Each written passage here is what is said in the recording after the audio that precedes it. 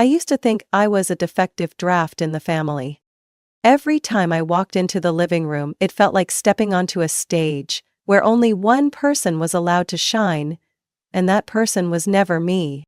No words were needed, my mom's glance was enough to tell me I was not enough, not gentle enough, not perfect enough, never enough. Like my sister. I'm Harper, the second child in a middle-class American family living in the suburbs of Charleston, South Carolina. But in my parents' eyes, I wasn't the second child. I was the disappointment. My sister, Madison, was born exactly 15 minutes before me, but the way my parents treated us, the distance between us, felt like decades. Madison was my mom's ideal, straight blonde hair, always in bow-tied dresses, and knew exactly how to smile when guests visited.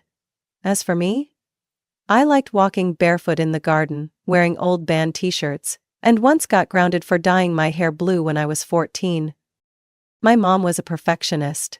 She had studied interior design but gave it up to focus on building a home. She used to tell guests, "Family is my greatest project." With Madison, she drew up a perfect blueprint. Top grades, soft-spoken, a love for pastels. I never saw her get mad at Madison, never heard her criticize her in front of others. But me? I was constantly edited like a messy draft. Every shirt I wore, every posture, every word I spoke. My dad was a high school history teacher. Stern, quiet, and valued reputation as if it were the most important legacy he could pass down. He had a habit of reading the newspaper every morning. And if I dared walk past the breakfast table with messy hair, he'd peer over his glasses like he was judging a poor essay. Madison was always praised. She takes after great-grandma, smart, calm, leadership material. As for me, he said one thing when I got a B+ in math. You need to do better. This family doesn't lower standards. Once, when I was 11, I was cast as the lead in the school's spring play, a comedic role with lots of lines. I ran home beaming, hoping for a hug from Mom. She gave a half smile and said, "What about Madison? Have you thought of giving her the role instead? Her voice is prettier." I froze. That whole week, I practiced my lines with a lump in my throat. And on the night of the show, I saw no trace of my parents. They had gone to Madison's City Debate Club rehearsal. I tried, I really did. I wore dresses like Madison, tied my hair the way Mom liked, joined extra tutoring groups, even though I preferred writing. But nothing was ever enough. Every breakfast felt like a silent test. If Madison poured orange juice for Dad with a charming smile, Mom would say, "She's such a proper Southern young lady." I, on the other hand, would get, "Harper, could you chew slower? You sound like a starving animal." We lived in a 2-story white house with a wide porch. The kind of all-American house you'd see in brochures. But to me, it felt like a cage wrapped in paper flowers. Pretty, but suffocating. By 9th grade, Madison had been elected student council vice president, and I got called out by my homeroom teacher for inappropriate dress, not reflecting school values. I was wearing a black hoodie and Converse sneakers covered in stickers. Mom didn't say a word during the drive home. But, that night, I found the hoodie in the trash. No explanation, no concern. I started journaling at 16, in a black-covered notebook hidden under my mattress.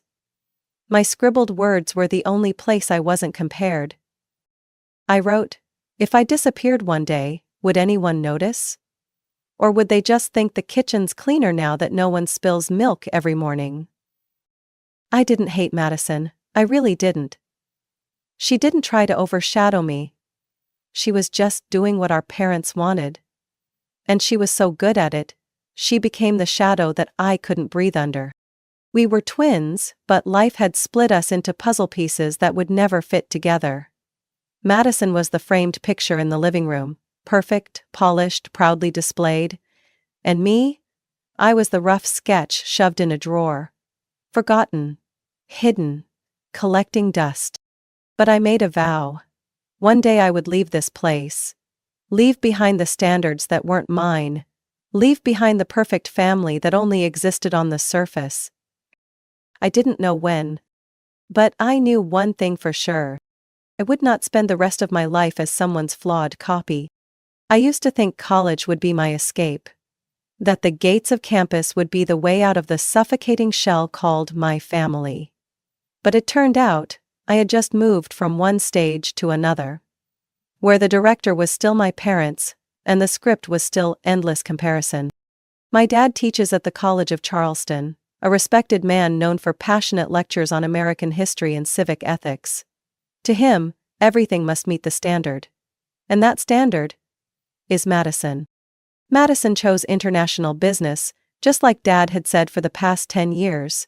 The world needs women who can calculate and speak at the right time. As for me, I was pushed into communications because it was easy to find a job. Doesn't require much creativity, according to Mom. I wanted to choose fine arts, but every time I spoke I was cut off by disappointed looks and the same old line. Harper, we didn't raise you to paint and sing sad songs in some damp apartment. Madison's dorm was in the honors wing. Large windows, new AC, a balcony overlooking the lake. Mine was in an old building, where you could hear rats scurry at night and the hallway lights flickered. But I didn't complain. I thought, at least here I can breathe. Wrong. The very first week, I was forced to attend the welcome reception hosted by Dad, after a 6-hour bus ride from home to my dorm. I hadn't even unpacked when Mom called. Harper, wear the light blue dress. Your sister picked it for you. Remember to smile when shaking hands. And, don't wear that metal bracelet. It's an eyesore. I wanted to say no, but Dad's voice came through the line like an order. You represent our family here. Don't make me look bad in front of my colleagues. So I showed up to the reception, stiff as a wax statue. I stood beside Madison, who looked like she was born to be a campus ambassador. Every word she said sounded rehearsed. Yes, I'm studying US-Asia market strategies.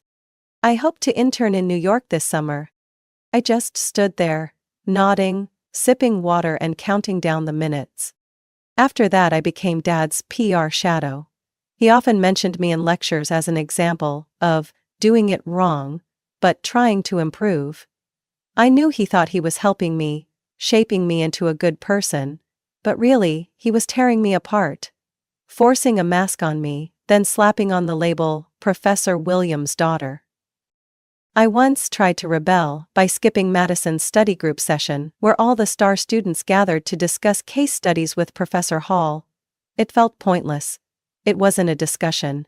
It was a performance. Madison knew I was avoiding it, so one Friday afternoon, she showed up at my room with 2 bubble teas and a calculated smile. Harper, are you planning to stay like this forever? She asked, voice soft as autumn wind but sharp like a blade. What do you mean by, like this? I replied, eyeing the tea like I might throw it out the window. Not joining anything, not making an impression, not building relationships. Are you planning to disappear for 4 years? I shrugged. I just don't want to live by someone else's schedule anymore. Madison set the tea down, tilting her head like I was an equation that wouldn't solve. It's not that I want to pressure you. I'm just scared. Without backup, you won't make it. Dad won't protect you forever. I laughed, the bitter kind. I learned from years of being pushed aside. Did it ever occur to you that maybe I can't breathe precisely because someone keeps trying to protect me? Madison didn't respond. She left. And once again, I was left behind. Alone with the emptiness no advice or bubble tea could ever fill. The cracks in my family didn't come with an explosion. They crept in through words, through glances, through ceremonies where I stood present but never seen. I don't blame Madison. But I also no longer try to be like her. And one late October night, sitting alone in my room, the wind slamming against the window and group projects piling up unfinished, I wrote in my notebook. If I disappeared tomorrow, their world would keep spinning. But if I truly started living tomorrow, would they even recognize me? I didn't know the answer, but I knew I'd start looking for it. Not in a classroom. Not in Madison's shadow. And definitely not in my father's stern gaze. but somewhere else. A world where I didn't need permission to be myself. I used to believe that if I tried hard enough, endured long enough, my parents would finally see my true worth. But the deeper I went into college, that belief rotted like a wooden door left to decay in an abandoned house, eaten away by sun and rain until it lost its shape. My class schedule wasn't mine to choose. It was carefully arranged by my mom, advised by my dad, and subtly controlled by Madison. I wasn't allowed to register for courses I liked, because those won't look good on your resume. I couldn't join the photography club, because a Williams daughter shouldn't be crawling on the ground taking pictures of graffiti.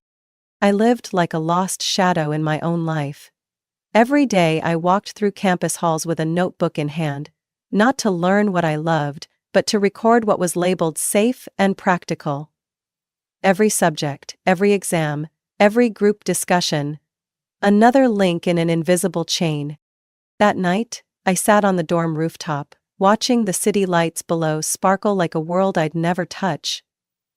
Madison found me there, her heels tapping steadily on each stairstep. "Harper, I'm worried about you," she said, handing me a bottle of water. I took it but didn't look at her. "You're always worried," I said with a bitter laugh. "You worry I'm not dressed right, not smiling right, not living right. But you've never once asked what I actually want." Madison sat beside me, eyes looking far into the distance.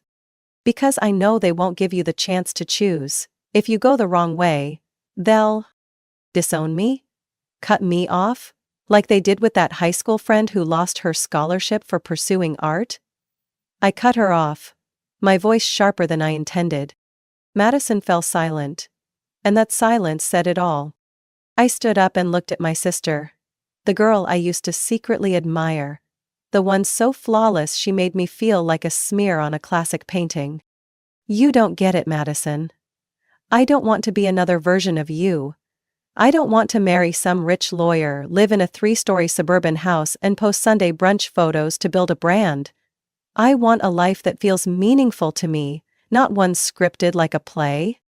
She looked at me like I had spoken blasphemy. "Life isn't always about what you feel is meaningful, Harper. Sometimes it's about practical choices, about responsibility." I looked her straight in the eye, unblinking.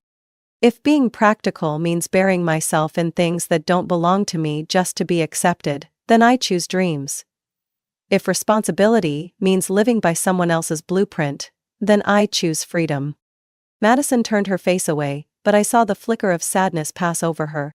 "I just don't want to see you get hurt," she whispered. I gave a slanted smile. "I've already been hurt. Hurt by having to ask for permission to be myself."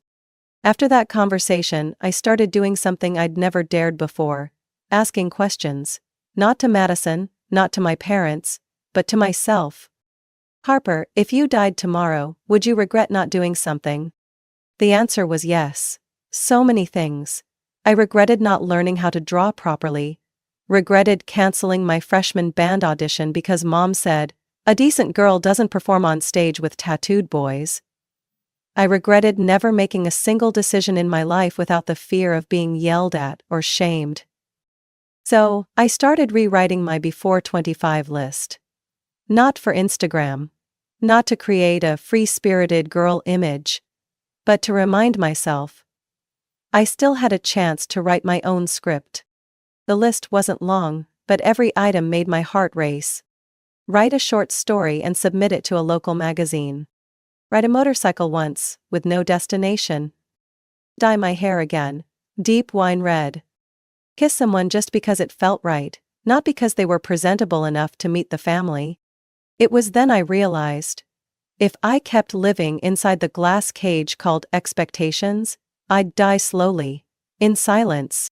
And then, one day, while waiting for the bus in the rain after a dull class, I heard the roar of an engine. A motorcycle pulled up by the curb. The rider wore a black helmet, a leather jacket, and laughed freely. "Need a ride?" I didn't know why I nodded. Maybe I was just tired of saying no to anything that made me feel alive. Or maybe that was the moment everything shifted. Some people come into your life like a storm, wild, loud, and unexpected. Jake was that kind of storm. That day was a rainy afternoon in early November, with winds tearing dry branches off the trees. I'd just left a presentation class, one my dad had strongly recommended because it'll improve your image with professors. My presentation was labeled, "Lacking Real-World Direction," a polite way of saying, "You're doing it wrong." I stood under the bus shelter, hoodie soaked, Converse shoes cold and wet, my mood sinking fast. The sound of an engine broke through the gray. A matte black Triumph motorcycle stopped right in front of me. The rider wore a full-face helmet, a dark leather jacket, and when he pulled down the visor, I saw amber eyes. Mischievous, daring. "You look like you just walked out of a meeting in hell," he grinned. His voice was low, rough, like fire crackling at midnight. I pursed my lips, silent. "Name's Jake, not a kidnapper. Just saw you here, shivering, looking like someone who could use a quick escape." I looked up and glanced around. No one. No bus. Just the rain. And the motorcycle waiting. "I don't know you." Jake shrugged, still smiling. "Then this is a great chance to change that. Hop on?" I didn't know why I nodded.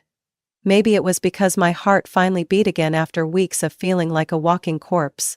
Maybe I needed to escape the safety that had been suffocating me for so long. Or maybe I just wanted to know what it felt like to be alive. That first ride on Jake's motorcycle felt like a slap that woke me up. Wind whipping my face, rain stinging my cheeks, the road slick, the speed fast, my heart pounding out of control, but I wasn't afraid. I screamed. Not out of panic, but because it was the first time I had taken off the mask. I wrapped my arms around Jake from behind, and in the haze of road dust and engine growl I felt a freedom so sharp it hurt. We stopped at a roadside diner, the kind with flickering neon signs and old rock music buzzing from tinny speakers. Jake ordered 2 black coffees and a slice of apple pie. "So, who are you?" he asked, leaning on his hand, his gaze cutting through all the armor I'd built up over 20 years. "Harper," I said slowly, like I was introducing myself to myself for the first time. "I'm a communications student, daughter of a college professor, sister to a perfect version of everything I'm not, and I don't know who I really am beyond all of that." Jake chuckled softly, no mockery, no pity. "Sounds like a gilded cage." I froze. No one had ever said it that plainly. "And you?" "Jake Miller. Welder. Dropped out after high school, own 2 motorcycles, have a cat named Whiskey, and a long list of places I want to go but can't afford yet." "Sounds freeing." "Sounds real," he replied, leaning slightly closer. "And I think you're starving for real." I didn't say anything, just looked down at my coffee, but for the first time in months, my eyes didn't dart away. We started seeing each other more after that. No schedule, no optimized time management plans like my mom always preached. Just conversations that stretched from sunset to sunrise, road trips with no destination, rest stops filled with music, gasoline, and the warmth of Jake's back against mine. He never told me who I should be, never offered better life paths. He just listened, laughed when I told stories of my mom yelling because I didn't brush my hair, winced when I shared how my dad dismissed my writing as lacking academic rigor. And he said, "Harper, they want you to be something they can brag about. I just want you to be you. That's what makes you lovable." I cried when he said that. Not because I was weak, but because I finally felt seen. And I had never felt that, not even from the people who raised me. One night, sitting on a cliff overlooking the ocean, Jake said, "I don't have much to offer, no big house, no fancy reputation, but I do have one thing. Truth. With me, you never have to play a part." I leaned my head on his shoulder and whispered, "That's more than enough, that's everything." From Jake. I didn't learn how to live properly, I learned how to live emotionally. I stopped asking, "What should I do to be accepted?" and started asking, "What makes me want to wake up in the morning?" Jake wasn't perfect. But he was real freedom. And I knew if I chose this path, I'd lose a lot, but I'd gain the one thing I'd longed for my entire life. I used to think the worst moment of my life was when my mom called me her biggest disappointment. But it wasn't. The worst was hearing her say it while I held hands with the man I loved, who nervously smiled and said, "Nice to meet you," to his future in-laws, with all the honesty in the world. That afternoon I brought Jake home. Not because I thought my parents would love him, but because I was tired of living two lives. One mask for family, one real self for Jake. I needed to know. If I had to choose, would I be strong enough to let go of the other?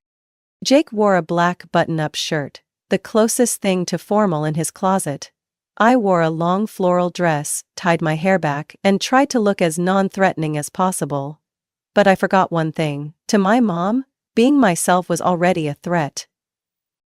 The moment the door opened, she froze. Her eyes scanned Jake like he was a rusted lawnmower someone accidentally rolled into her living room. "Harper, this is..." Jake held out his hand. "Jake Miller, nice to meet you, sir, ma'am." His hand hung in the air for a few more seconds before my dad reluctantly shook it, as if afraid of catching welding dust. "What do you do?" my father asked, skipping all polite formalities. "I'm a welder, sir. I work with structural steel on major projects. I'm certified in safety, and currently training in technical diving." "A welder?" my mom repeated, her lip twitching. Like just saying the word left a bad taste in her mouth. I squeezed Jake's hand tighter. "Jake's the man I love. I wanted to introduce him before we take things more seriously." "Seriously?" my dad growled. "With someone who has no degree, no respectable family background, no understanding of elite society or moral standards?" I felt the heat rush to my ears. He doesn't need a degree to be kind. He doesn't need a pedigree to treat me like a human being. My mom folded her arms, her voice cold enough to freeze a Charleston summer. "If you choose someone like him, don't expect our support. Harper, you're destroying your future." "No," I said firmly. "I'm saving it. By finally living for myself." My dad sat down, thoughtful. Then he said something I'll never forget. "If you walk out that door with him, don't come back." Jake turned to me quietly. No pressure. No interruptions. He just waited. For me to decide. And I knew. This was the moment I rewrote my story. No longer in ink my parents had picked. I gripped his hand. "Let's go." No one stopped me. No one called my name as I crossed that threshold for the last time. The door shut behind me like a verdict. The end of a long era of control. Paid for with the steepest price. Family. We left the neighborhood with Jake's motorcycle roaring like a victory song. I didn't look back. On the ride home, Jake didn't ask questions. He just reached out with one hand and held mine, warm, silent, enough to keep me from falling apart. That night, I sat on the floor of Jake's apartment. Just an old wooden table, a rocking chair, and walls covered with photos of dusty roads. I rested my chin on my knees and whispered hoarsely, "I don't have a home anymore." Jake came closer, slowly, like approaching a wounded animal. "You have a home, as long as you want this to be yours." I broke down, not from regret, but because, for the first time, I got to choose what home meant. Not a place with white doors and imported rugs, but a place with Jake, soft rock music, and unconditional respect. I don't know what the future holds, but I know one thing. If I had to choose again between true love and fake approval, I'd still choose exactly what I chose today. If someone asked me whether starting from zero is terrifying, I wouldn't hesitate to say yes. It's terrifying enough to take your breath away. But I'd also say this. It's worth it. More than anything in the past could ever compare. Our first apartment, Jake's and mine, was on the third floor of an old building in the northern suburbs of Charleston. No elevator. No air conditioning. Summers felt like an oven. Winters howled through the window cracks like time itself groaning. But it was the first place I chose. No one planned it. No one forced it. Every morning, Jake got up at 5 a.m., packed his tools, and left before the sun came up. I woke up with him, brewed coffee with an old machine we got at a flea market for $15, then kissed him quickly before he headed out. I landed a job at a small diner 20 minutes away, on foot, not far, but just enough to soak the back of my shirt in sweat during those sweltering summer days. I waited tables, wiped down counters, carried trays, took orders, counted tips by hand because the cash register always jammed. But no one there looked at me like I was working beneath my potential. One evening after my shift, I had my feet propped up on the table, eating cup noodles and laughing at a rerun on TV. Jake turned to me and said, "You look like someone who just won $1 million." I chewed my noodles and mumbled through a mouthful. "No. I'm just someone who got to live a day without pretending." We lived simply, but there was no shortage of laughter. When we had a little extra money, Jake took me on his motorcycle to Folly Beach, where we ate tuna sandwiches and shared wild dreams.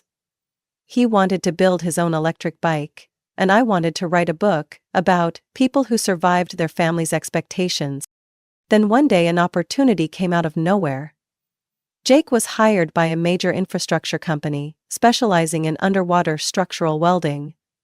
The pay was better, and so were the expectations. But Jake didn't hesitate. He took night classes, passed the certification exam, and 3 months later he officially became a certified diving welder. Life began to change. Slowly, one step at a time. We moved to a brighter apartment with a balcony overlooking a small park. Jake suggested I leave the diner and apply for a new logistics coordinator position that had opened up at his company. I hesitated. "I don't have the experience." He rubbed my back and smiled softly. "You're smart, disciplined, and you know how to keep things running. I've seen it. They just need to see it too." I applied, and I got the job. The new work wasn't easy. I had to learn how to use materials tracking software, coordinate delivery timelines, and work with both cranky drivers and high-manager engineers. But with each passing day, I felt stronger. Not the fake kind of strong I had to perform in front of my parents, but the real kind that came from knowing I was doing well, and I was respected.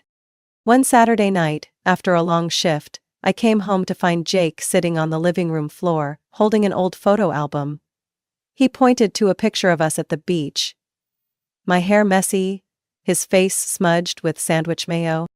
"You know," he said, eyes gleaming with rare sincerity. "This is the first picture I kept without editing anything, because it's real. Because it's us." I looked at him for a long time, and I felt a deep peace that words couldn't touch. I wasn't on any track anymore. I didn't have a fancy plaque on the wall. But I had Jake. I had a job I chose. I had quiet mornings and evenings where we talked about how our day went. Life was still hard. Some months we had to cancel travel plans to pay for car repairs. Sometimes I stressed when the company changed systems. But not once did I feel invisible. I used to think love was just a feeling, but now I know it's also a foundation. Something to stand on without trembling. A place where you're allowed to be yourself, without shame, without needing to prove anything to anyone. And that, to me, is the new definition of happiness. I can't remember the exact moment when we shifted from getting by to being okay. Maybe it was the day Jake signed his first contract with the diving crew in New Orleans. Or maybe it was the first time he mailed home a check for over $12,000 after a week of underwater work.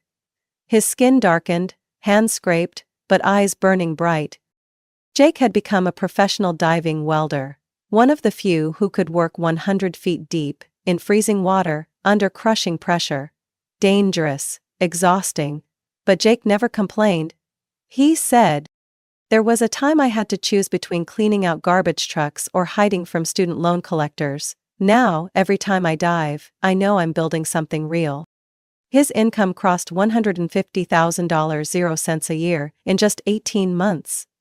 We used most of that money to put down on a 2-bedroom house in Somerville. White fence, open kitchen, and a backyard big enough for Jake to build a small welding shed. I planted lavender along the porch.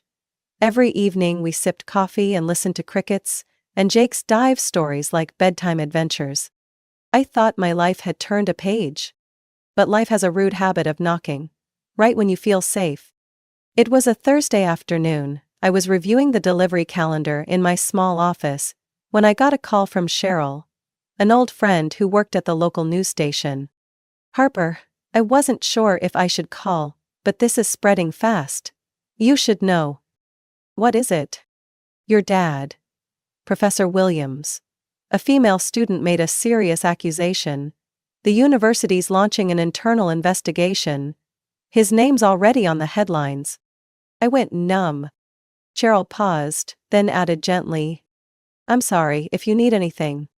I hung up, rose from my chair like someone lost in a fog. The usual office sounds, keyboard clacks, printer whirs, suddenly felt distant. I opened my laptop, pulled up the news.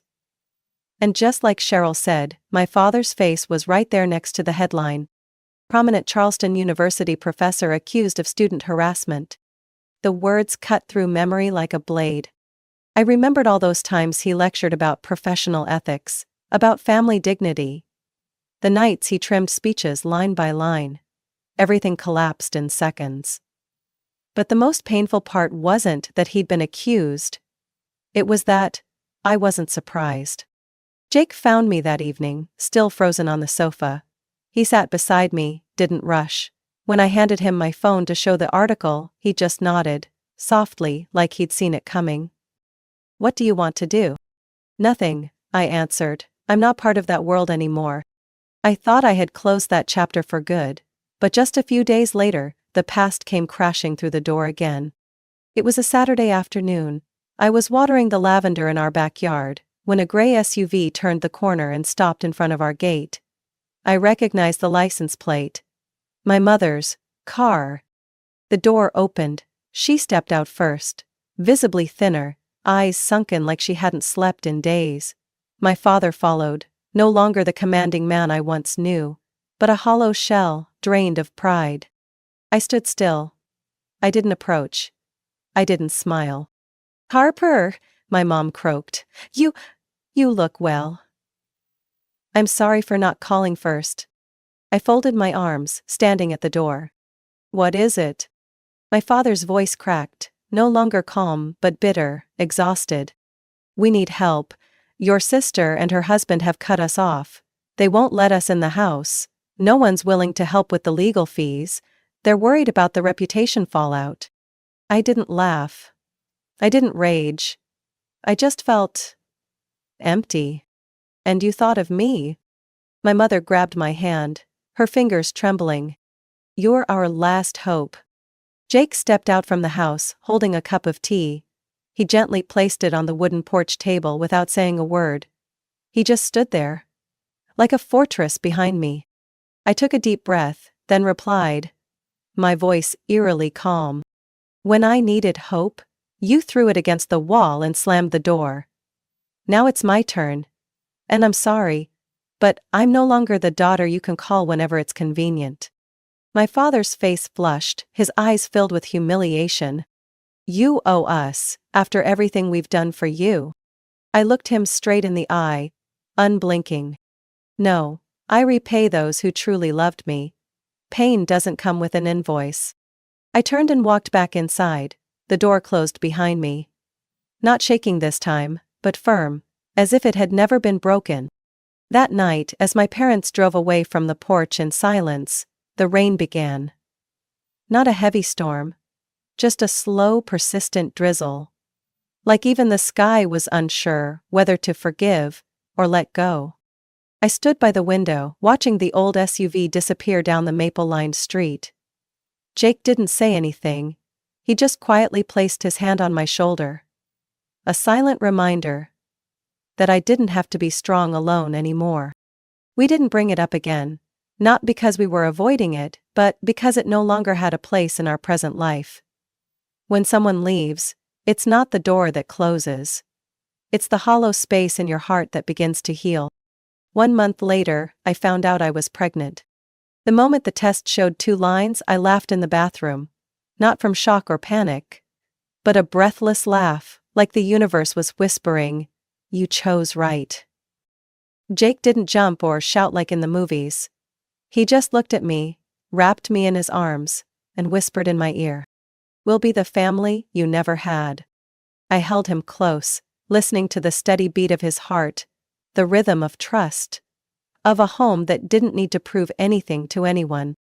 Throughout the pregnancy, I worked part-time from home, managing projects remotely while studying infant care, newborn psychology, and especially family boundaries. I left no room for half-open doors. No texts like, "Mom's nearby, are you free?" No unknown calls from blocked numbers. I chose peace. Jake transformed the small room at the end of the hall into a nursery. Beige walls, a moon-shaped nightlight, an old wooden dresser he built himself. Nothing was brand new, but everything had a story. Had love. In March, when winter hadn't fully let go, our son was born. We named him Asher, meaning happiness in Hebrew. Because he wasn't just a new beginning, he was living proof of everything I gave up to get here. I looked at him in the nurse's arms, eyes shut tight, tiny fingers reaching into the air as if searching for something. I leaned down and whispered, "And here. And you'll never have to run away from home like I did." We didn't throw a big party, just a few close friends, simple gifts, and plenty of warm laughter. No extended relatives, no calls from the old house. And strangely, I didn't feel like I'd lost anything. I wrote a letter to Madison, not long, not blaming, just an unofficial goodbye. I knew she had chosen her own path, the path of silence and denial. And so had I. I chose to move forward, no longer waiting for anyone to turn around. One morning, as I was carrying Asher around the backyard, Jake called me to the porch. He was holding a wooden box, old but familiar. "Remember this box where you hid your first manuscript? I found it while cleaning out the shed." I opened the lid. Inside was the unfinished novel I had started writing at 19. The one my father once called fantastical, lacking structure. I laughed. I never thought I'd finish it. Jake looked at me, eyes sparkling. "Then maybe it's time to write the rest. But this time, no one gets to cross out a single word but you." I held my baby close, a breeze passing through the lavender in the garden, and I realized I was no longer the Harper who once stood by her bedroom window, dreaming of escaping a family built on conditions. Now I was Harper, the one who chose the right thing, even if it meant letting go of what once felt essential. A mother, Jake's partner, a woman writing her own story, with hands that no longer tremble. I used to think forgiveness meant reopening doors that had been slammed shut, but now I know. Forgiveness is when you can look back and no longer feel pain. It's living well enough that there's no space left for resentment. My parents haven't reached out again. No messages, no letters. Maybe they've truly lost everything. Maybe they still think I'm ungrateful or disrespectful. But that doesn't affect me anymore. I no longer live to be accepted, I live to be free. I'm no longer the daughter who crumbled under every criticism. I'm the woman who stands tall, holding her son, heart no longer bleeding, eyes fixed on the road ahead, where no one can take her worth away.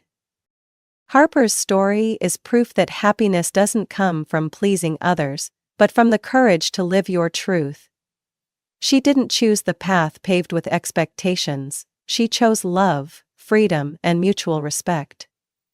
Even at the cost of family ties, Harper held on to her values and built a life that was simple but complete. Through her journey, we're reminded that sometimes, to truly be ourselves, we must walk away from places once called home. What do you think of Harper's decision? Would you have the courage to do what she did? Share your thoughts below. And don't forget to follow the channel for more heartfelt family stories and powerful life lessons. I spent nearly $3,000 organizing a birthday party for my nephew, but my daughter wasn't invited. It wasn't a system glitch. It wasn't a mistake. It was intentional. Everyone received an invitation, except Mary. She had spent 3 straight weeks, folding every napkin, choosing each piece of candy, and designing every welcome sign. And yet, the very child who helped create the party was deliberately erased from it. The reason? Because she uses a wheelchair and might kill the vibe for the other kids. Yes. That's exactly how my sister explained it. Casually. As if Mary weren't even a real person. In the first week of planning, Mary was beyond excited. She's 13, with a natural knack for organization and an artistic eye she inherited from my late mother, a former event decorator from New Jersey. Every afternoon after school, Mary would sit at the dining table with her laptop open, Canva glowing with cute little designs she carefully tweaked. Some nights she stayed up past 10 o'clock just to find dinosaur-pitted ribbons that matched the party theme. I remember one Saturday morning, I had just brewed my coffee when Mary rolled out of her room, grinning ear to ear. "Mom, I think instead of lollipops we should do chocolate bones. Kids are gonna love it." I smiled and nodded. "Brilliant, you're totally this house's creative director." Mary never asked for anything. She never once asked when the invites would be sent. Never asked what her role would be. She just did. With the pure enthusiasm and love of a child wanting everything to be perfect for her cousin. I transferred $1,500.00 for the venue. $400.00 for a 3-tier cake. $180.00 for custom name tags and a photo backdrop, and another $820.00 for toys, balloons, and party favors. I documented everything in a detailed Excel spreadsheet. It wasn't just money. It was effort, emotion, expectation, and most of it was for Mary. One evening, as she folded cloth napkins into stars, Mary looked up and asked softly, "Mom, do invitations usually go out last minute?" I paused for a split second, keeping my voice steady. "Yeah, probably soon, sweetie." "I'll check." I said it, but my heart skipped a beat. A mother's instinct is never wrong.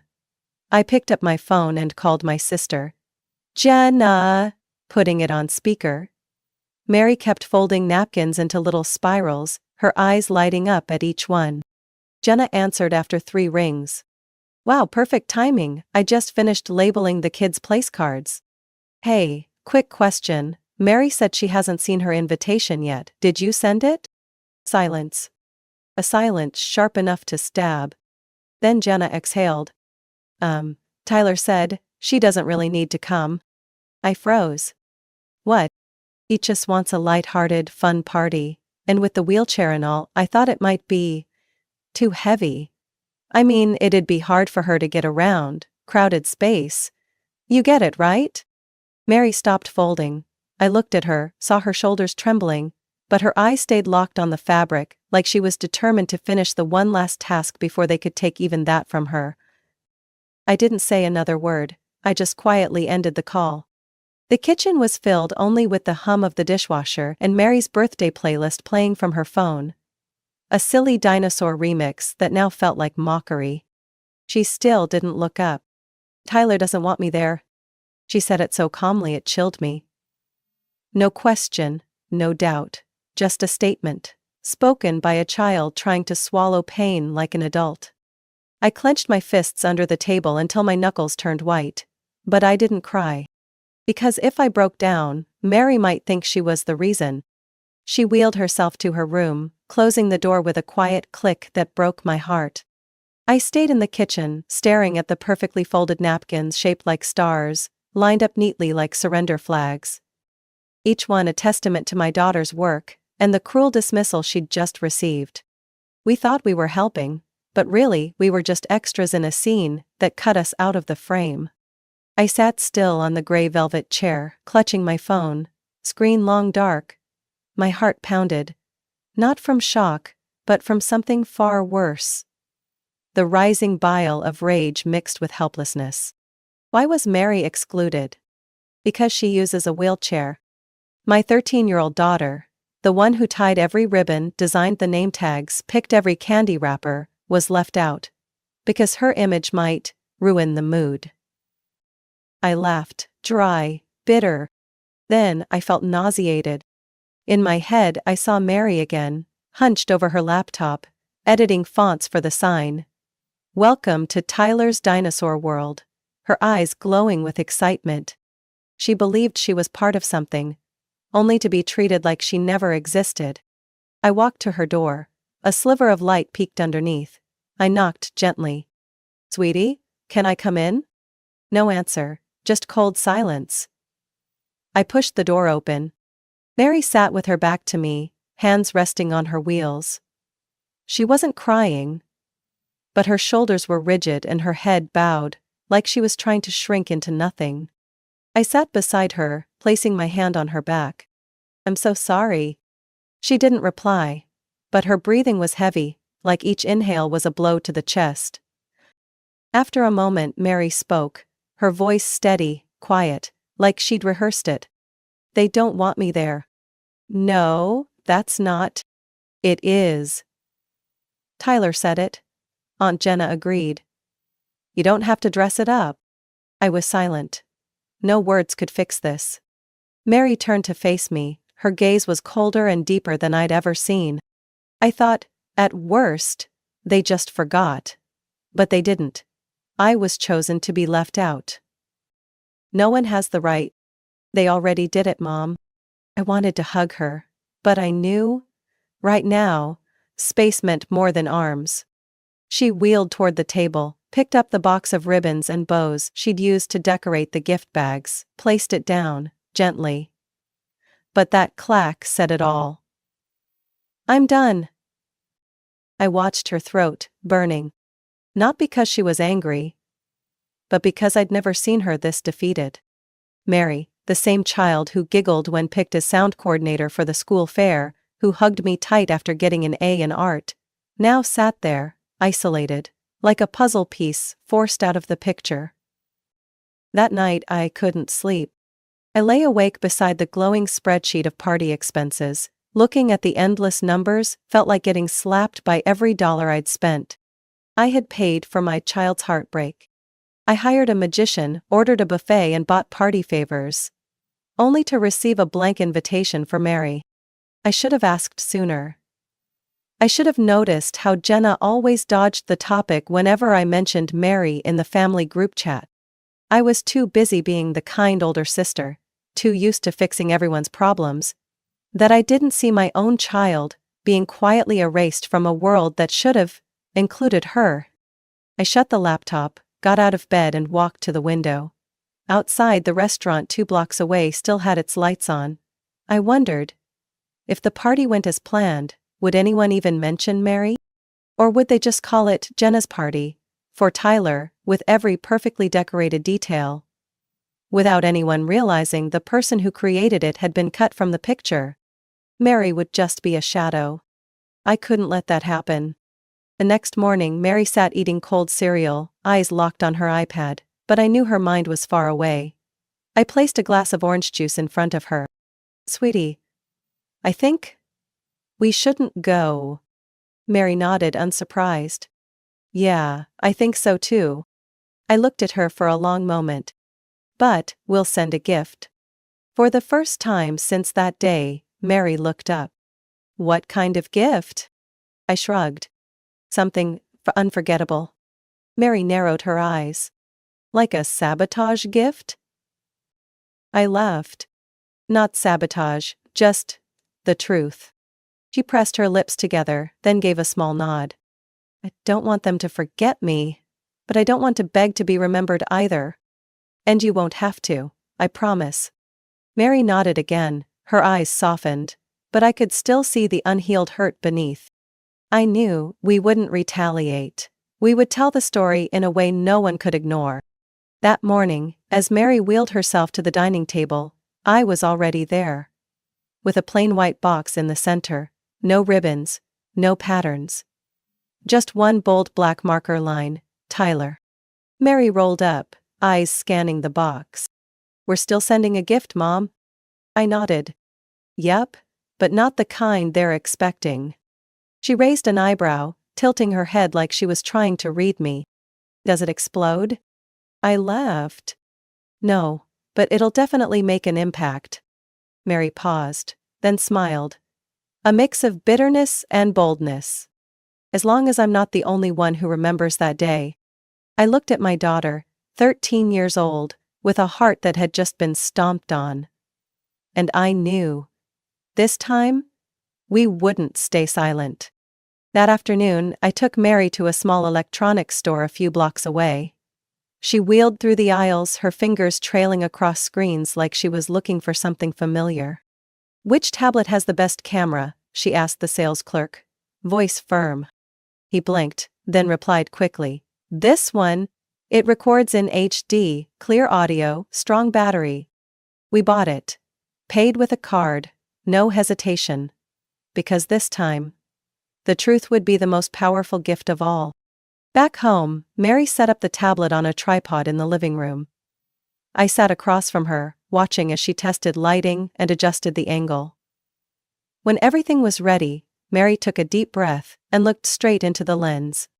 No script, no rehearsal. Just my daughter speaking with a calm that chilled the air. "Hi, I'm Mary. I helped prepare a lot for Tyler's upcoming birthday party. I chose the candy colors, designed the signs, tied each ribbon on the gift bags. I was really excited to go, until I found out I wasn't invited. Why? Because I use a wheelchair." I held my breath. Mary didn't flinch. Not a single tear. Just eyes shining like floodlights on things people wanted hidden. I'm not saying this to make anyone feel guilty. I just want people to know, this happens, and not just to me. It could be any kid who's seen as not the right fit. At the end, Mary smiled. Not a sad smile, but one of quiet strength. "So we're having a party too. Somewhere else. With cake, with music, and where everyone is welcome. The address is on the back of this gift. If you believe every kid deserves a seat at the table, you know where to go." We edited the video, added soft piano music, clips of Mary making crafts and packing goodie bags. When it was done, I loaded it onto the tablet and placed it in the box. I labeled it Tyler in gold marker, handwriting soft and curved like Mary's own. No anger, no threats, just the chilling honesty of truth. Saturday morning, the day of the party, I got a message from Jenna. "Don't forget 2 p.m., there's parking by the back entrance." My dad replied. I didn't care about parking. Because by then Mary and I were at home, pitching a fabric tent in the backyard, tying balloons to the fence, blasting cheerful music from a Bluetooth speaker. No fancy venue, no stage magician. Just real grass, real laughter, and a small group of people who genuinely wanted to be there for Mary. I'd called a few parents who had always been kind to Mary at school. They didn't hesitate. Some even brought extra cake, snacks, and folding chairs. We set up a small hand-painted sign Mary made. "Everyone is welcome, no matter who you are." By 2:30 p.m., I glanced at my watch. At the main party they were probably cutting the cake. And right in the middle of the gift table, there would be a white box, standing out among all the shiny wrapping, with glittering gold letters, from Mary. I imagined someone opening it out of curiosity. The tablet screen lights up. The video begins. The whole room falls silent, like the sound has been sucked out. The truth doesn't need to shout, it just needs to be played. I looked at Mary. Today she wore her favorite green dress and a sparkly beaded headband. Her little brother Ryan was manning the cotton candy stand. Laughter echoed across the yard. A brown-haired girl ran up and hugged Mary. The video was so cool. Mary smiled, the first time I'd seen that smile return since the day the invitation never came. I didn't need to know what people were saying at the other party. I only knew. Our gift had arrived exactly where and when it was meant to. And this time, they wouldn't be able to pretend Mary never existed. As I folded the wool blanket and tossed it into the laundry basket, my eyes drifted to the empty white box sitting in the corner of the living room. The same box that had carried the gift which shook that entire party. And suddenly, It all came back. Not just yesterday, but the years before that. The years when I still believed Jenna was my sister. When I thought blood ties could heal all wounds. Jenna once showed up at my apartment door on a fall evening, mascara smudged, eyes bloodshot, one hand cradling her belly like she was trying to hold together something that was falling apart. "I'm pregnant." That was the first thing she said. Not "hi," not "can you help me," just that. I let her in without another question. At the time, I had just given birth to Mary a few months earlier. I was still figuring out how to be a mom for the first time, still hadn't slept more than 3 hours a night. But I looked at Jenna, frazzled, panicked, lost. And I knew if I didn't step up, she would collapse. She stayed in my 1.5-bedroom apartment for 8 months, paid nothing, couldn't even afford toilet paper. I covered everything: prenatal vitamins, OB appointments, breakfasts, supplements. Back then I thought I was doing the right thing. I was the older sister, the responsible one. I believed sacrifice was how you held a family together. But no one ever tells you that sacrifice without acknowledgement only turns you into an invisible backdrop. When Tyler was born, Jenna left with the baby as if she'd never lived there. A week later she sent one short message. "Josh and I decided to be independent. Hope you understand." No thank you, no mention of me or Mary. After that, everything became clearer. Jenna started drawing boundaries. "I don't want to rely on you forever, it's exhausting." Funny though, every time there was a party, birthday, Thanksgiving, Jenna called me. Not to invite me, but to ask for help. When Tyler turned 3, I ordered the cake. When he turned 6, I wrapped every tiny favor box. When he turned 10, Jenna sent a detailed to-do list, broken down by the hour. And me, like a fool, still agreed, still thought if I was good enough, loyal enough, Jenna would finally see me. I remember my mother used to say, "You are so accommodating, so thoughtful, you were born to be someone's rock." Back then I felt proud, now I feel disgusted. Because being the rock wasn't a compliment. It was a sentence. That I would always carry the weight, so no one ever had to carry mine. I thought back to the times I pushed Mary's wheelchair through the park, while Jenna turned away when people stared. To Mary's 5th grade graduation, when Jenna showed up an hour late, and asked if we could cut Mary's speech short, so no one would get tired. I stayed silent, I always did. I told myself, be the adult, take it. But the price of that silence? Mary paid it. Because every time I let something slide, I taught her that she didn't deserve to be prioritized. That if she didn't fit the mold of easygoing, easy to handle, easy to forget, then she'd be left out. The afternoon after the party, or more accurately, after 2 simultaneous parties, I sat taking down sagging balloons, while Mary quietly packed leftover cake. Ryan folded chairs, grumbling as he worked. Hope their cake collapsed. I didn't scold him, I wasn't going to suppress real feelings anymore. I just looked at Mary, she was wiping the last glass jar of candy, her eyes calm, but inside, a silent ocean churned. I knew she still hurt. "Do you think people will see things differently?" Mary asked. "Not everyone will, but some will." "What about Tyler?" I didn't answer. Mary nodded. "I get it." That night I lay on the couch, hugging the old blanket Mary used as a baby. My phone buzzed. A message from an unknown number. "The girl in the video is so brave, truly inspiring." I stared at the screen and tears filled my eyes. Not because of the compliment, but because someone had seen Mary. Not the wheelchair, not Jenna's niece, not the difficult kid. Just her. And I knew I couldn't go back to being the burden bearer. Because if I didn't stand up, who would teach Mary that she had the right to exist, without asking permission? I sat in front of my laptop, staring at the spreadsheet I'd carefully built over 3 weeks. Each expense was a promise that I was helping create a beautiful memory for the family. But now, it looked like a list of accusations. I had spent nearly $3,000 helping throw a party that excluded my child.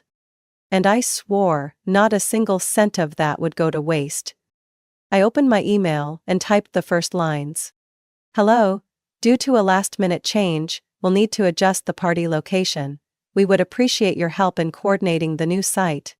The first person I messaged was Nick, the guy in charge of the cotton candy booth and instant photo setup.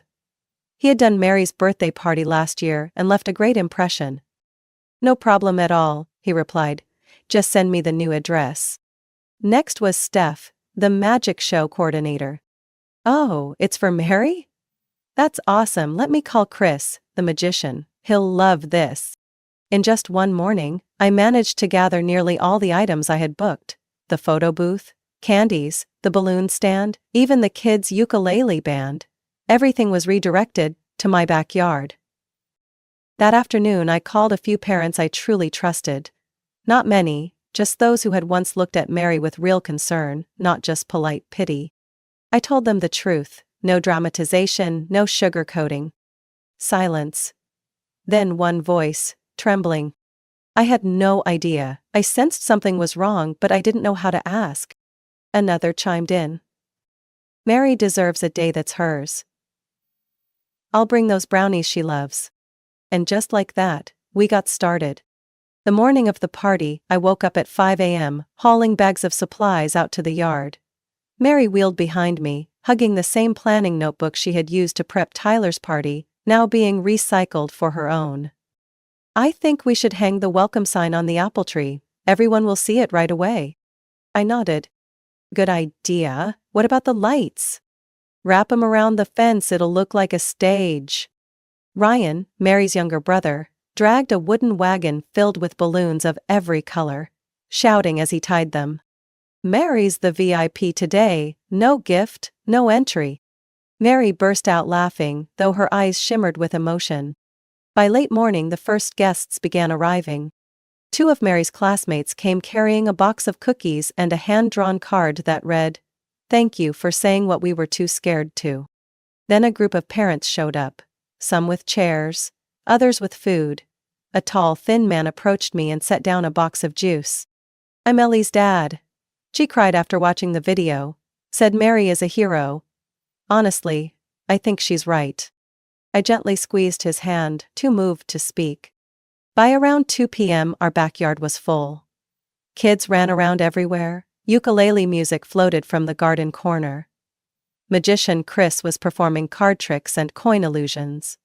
Mary sat at the center table in an emerald green dress, her hair tied high, wearing a sparkling yellow headband. She looked like a true queen. No one mentioned the wheelchair. No one asked, how does she get around? Only voices saying things like, Mary, did you paint this sign? It's beautiful. You tie bows better than I do. How did you pick the perfect playlist? I stood from a distance, clutching a cold lemonade. The feeling inside me was strange. Not quite joy, not quite anger anymore. It was relief. For the first time in a long time, Mary was truly seen. I didn't care what was happening across town at Jenna's party. But I knew. In the center of that gift table sat a white box. And inside it was a truth no one could ignore. And I also knew, with every passing minute, everyone over there was being forced to look inward. We didn't have to go there to get revenge. Because the truth knows how to walk into a room. On time, in the right way. With the weight it deserves. Toward the end of our party, Mary looked at me, her cheeks flushed with excitement. This feels like a dream. I smiled. It's real. And I get to be part of it. You're not just part of it. You're the reason they're all here. Mary hesitated. I think this is the first birthday where I didn't feel like I had to pretend. My throat tightened. I bent down and hugged her tightly. From across the yard, Ryan shouted, "Gift time, if you're not here, you miss your turn." Laughter erupted, glasses clinked, the scent of apple pie drifted on the breeze. It was a simple party. But for us, it was magic. Because for the first time, Mary wasn't left outside the frame. I couldn't picture exactly what was happening across town, at the party I had helped build with sweat, time, and nearly $3,000, but one thing I knew for sure. Nothing was going according to plan anymore. At 2:45 p.m., just as I was helping Mary adjust the ribbon in her hair, my phone buzzed. A message from an unknown number lit up the screen. The video, oh my God, did you see everyone's faces? Before I could reply, Ryan came running in from the backyard, face lit like a Christmas tree. Mom, someone said. They're turning off the music over there. Someone asked why Mary wasn't there. Mary froze. Really? Really? Someone even filmed it. Uncle Danny said his brother is over there. Everyone's gathered around the gift table. I grabbed my phone and opened our school parents' Facebook group, where a few familiar names were still posting updates from the main party. And then, I saw it. A short clip, not the clearest, but enough to make out the white box sitting right in the center of the gift table. A little girl with curly hair and an orange bow pointed to it. This one's the prettiest, open it. Someone lifted the lid. For a second the whole room seemed to hold its breath. The tablet screen lit up, the video autoplayed. Soft piano music began, and the first image appeared. Mary, sitting at her desk, soft lighting casting across her calm face and steady gaze. Hi, I'm Mary. I helped prepare a lot for this birthday party. I picked the candy, tied the bows, folded the napkins, and helped design the welcome sign. I was excited to go. A pause. But I wasn't invited, because I use a wheelchair. Whispers began to rise. One mom in the clip raised her hand to cover her mouth. A young boy exclaimed, "What?" Mary continued, her voice steady but her eyes cutting through the crowd like light. "I'm not sharing this to make people feel bad. I just want the truth to be known. Because if it happened to me, then it's probably happened to other kids, the ones who don't fit the mold." Then she smiled. Not with bitterness. Just a simple, direct invitation. If you believe every child deserves to be included, then today, we're having a party too. Somewhere where everyone is welcome. At the end of the video, white text appeared over a black screen. The address is on the back of the box. The next scene in the secretly recorded clip showed round, stunned faces frozen in silence. No one moved. Then a man's voice whispered, "I can't believe this. Is this real?" A woman shook her head. "I thought she was sick. Turns out, it was on purpose?" Just a few minutes later, one mother stood up and pulled her son with her. "We're leaving, we can't stay here anymore." Another couple whispered to each other, quickly gathering their things. And just like that, families began to leave. No yelling. No drama. Just retreat. Maybe out of shame. Maybe because they realized they'd stayed silent for too long. Back in our backyard, Mary's party grew by the minute. Faces kept showing up at the gate. Some had left the main party, others came late, after receiving a shared invite. A young mother came over to me and placed her hand on my shoulder. I didn't know it happened like that. But after watching the video, I felt I had to be here. For Mary. And for my daughter too. Her little girl ran up to Mary, sat beside her wheelchair and held out a small pouch. "You like bracelets? I made this for you." Mary took it, beaming. For the first time in days that smile was free, no longer strained by hesitation. I received 2 more messages from unsaved numbers. One said, "That video was the gentlest punch I've ever felt. And I haven't been able to sleep since." The other read, "I stayed quiet before when I saw something wrong. Thank you for speaking up for so many of us." I looked up at Mary, laughing with a new friend, her hair dancing in the breeze, face glowing. And I knew that video wasn't just for a party. It was for everyone who'd ever been ignored, cut out of the group photo, left off the list. This time, they were the ones walking out. And the truth had moved people to rise. The next morning, just as I finished brewing my first cup of coffee, my phone lit up with over 30 unread notifications, texts, missed calls. Even emails with subject lines in all caps. We need to talk about yesterday. I didn't even need to open them. I knew who they were from. Jenna. And I didn't need to guess what they said.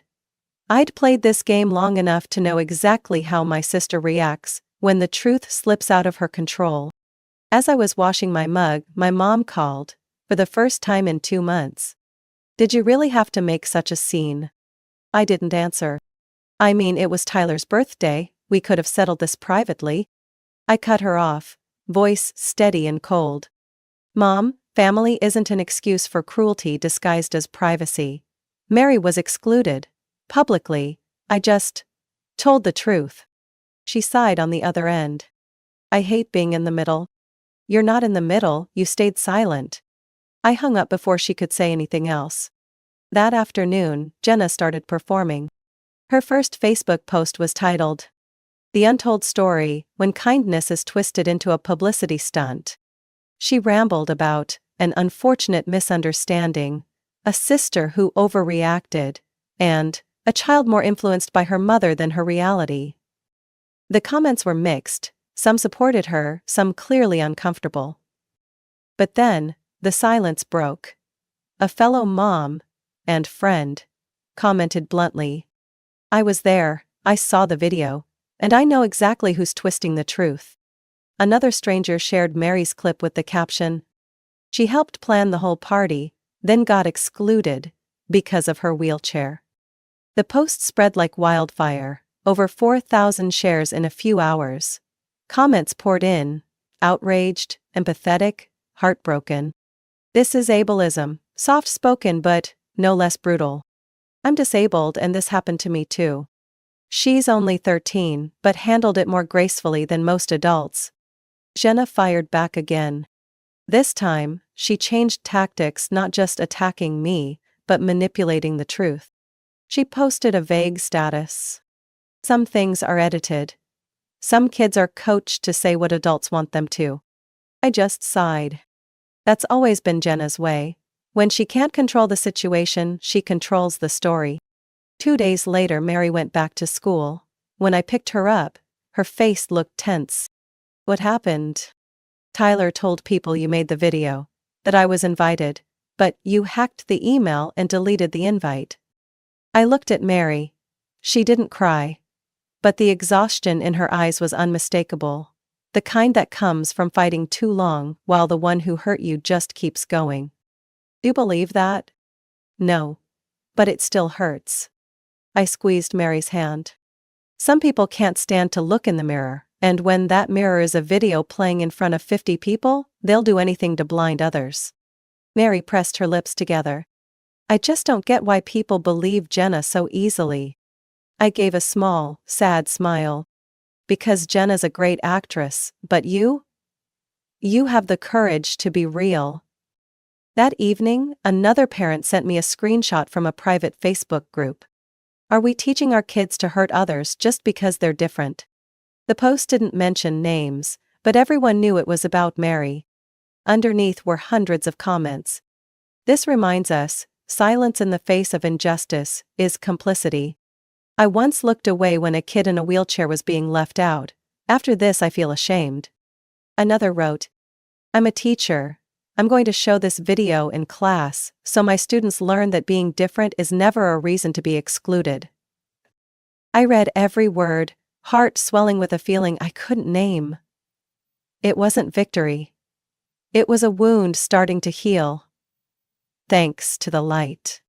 3 days later, Jenna texted, "This has gone too far, we should have talked privately."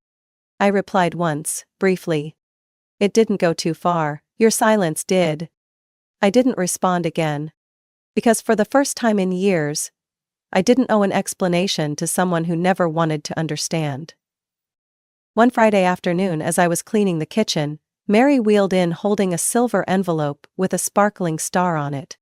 She handed it to me, her face unreadable, not quite excited, not suspicious either, just cautious. Like she'd learned every invitation deserves a second look. I opened it. Neat handwriting appeared across the card. "Mary, I hope you can come to my birthday party next week. You're the first person I want to invite, Ellie. I looked up.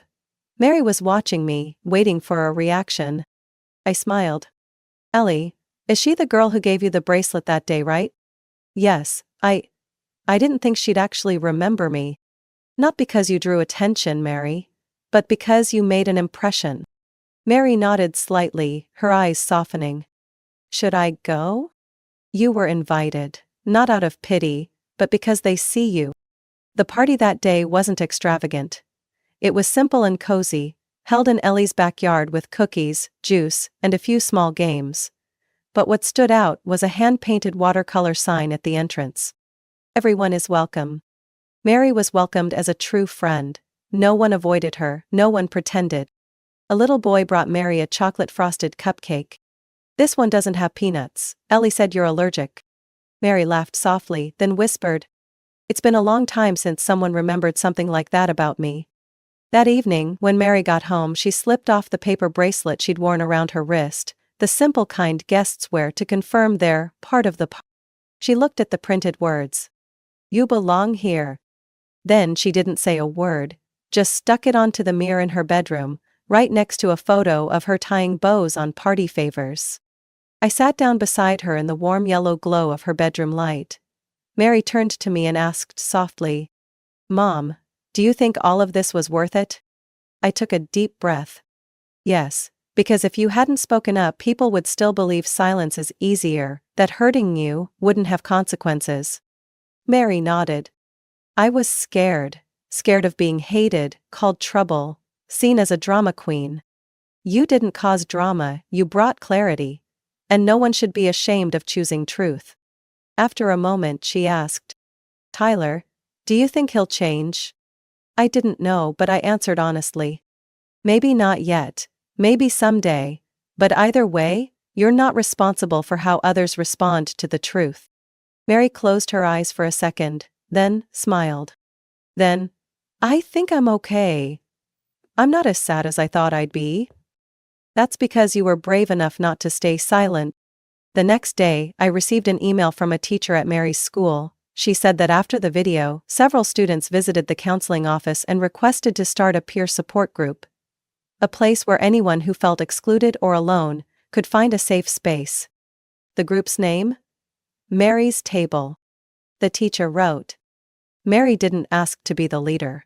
But she shows up to every meeting, listens, gives thoughtful suggestions, and remembers every child's name.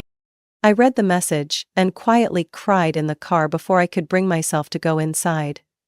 Not because I was sad, but because my daughter had finally learned what took me nearly a lifetime to understand. You do not need permission to exist. That night, Mary sat on the porch, wrapped in a blanket, holding a mug of hot cocoa.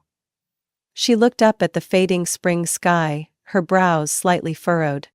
Mom, if you could go back, would you do anything differently? I thought for a moment. No, because if I didn't speak up, you might have believed silence was right. And I couldn't let you learn the wrong lesson. Mary stayed quiet for a while, then turned to me, her deep blue eyes shining like a lake after rain. I don't think I'll ever forget it. I nodded. You don't have to forget. Just don't let it hold you back. Remember just enough to never let it happen again. The next morning, as I walked past Mary's room, I saw her pinning a small slip of paper onto her new weekly planner. I looked closer. Written in purple marker, it said, I don't have to make others comfortable to be accepted. I stood still for a moment. And I knew from this point on, she would move forward with a heart strong enough, not because it had never been broken, but because she dared to walk through the pain, with her head held high. Mary's story isn't just about a brave girl who was excluded from a party. It's a wake-up call about how society often sidelines those who are different. Silence is never the solution, and kindness doesn't mean submission. When Mary spoke her truth, she didn't just reclaim her voice, she made space for every child who's ever been overlooked to be seen. Sometimes the smallest acts, a video, a sentence, an invitation, can shift how we treat one another. What do you think about Mary's story? What would you do if your child were in her shoes? Share your thoughts in the comments, and don't forget to follow the channel for more powerful stories. My name is Elizabeth Monroe. I just turned 21 last Saturday, and I spent that night watching my birthday cake pushed to the end of the table, the candles nearly burned out, and no one bothering to blow them out. Our living room in Cedar Rapids was packed. Laughing, chatting, toasting, but it was all for my younger brother, Brandon. Not because it was his birthday. No, it was because Brandon had just landed an internship with the Iowa State Attorney's Office. A great opportunity, sure, but why celebrate it on my birthday? Why hijack the very party I'd spent a month planning and turn it into Brandon's personal spotlight? I sat quietly in the corner, wearing an old denim dress I bought at Goodwill, both hands clenched under the table to keep from shaking. My mother, Cheryl, held a champagne glass, crying tears of pride. My father smiled like Brandon had just been nominated U.S. Attorney General. My son was born for justice, Mom said loudly, making sure everyone could hear. Our family finally has someone who's going places. Not a single word about me. Not one hug or glance saying, "Happy birthday, Lizzie." The banner I hung up the night before, "Happy birthday, Elizabeth," had been replaced with a printed sign that read, "Congratulations, Brandon, our future hero." When Brandon stepped up to the center of the room, smiling and nodding, like a young politician, I felt a coldness settle in my chest.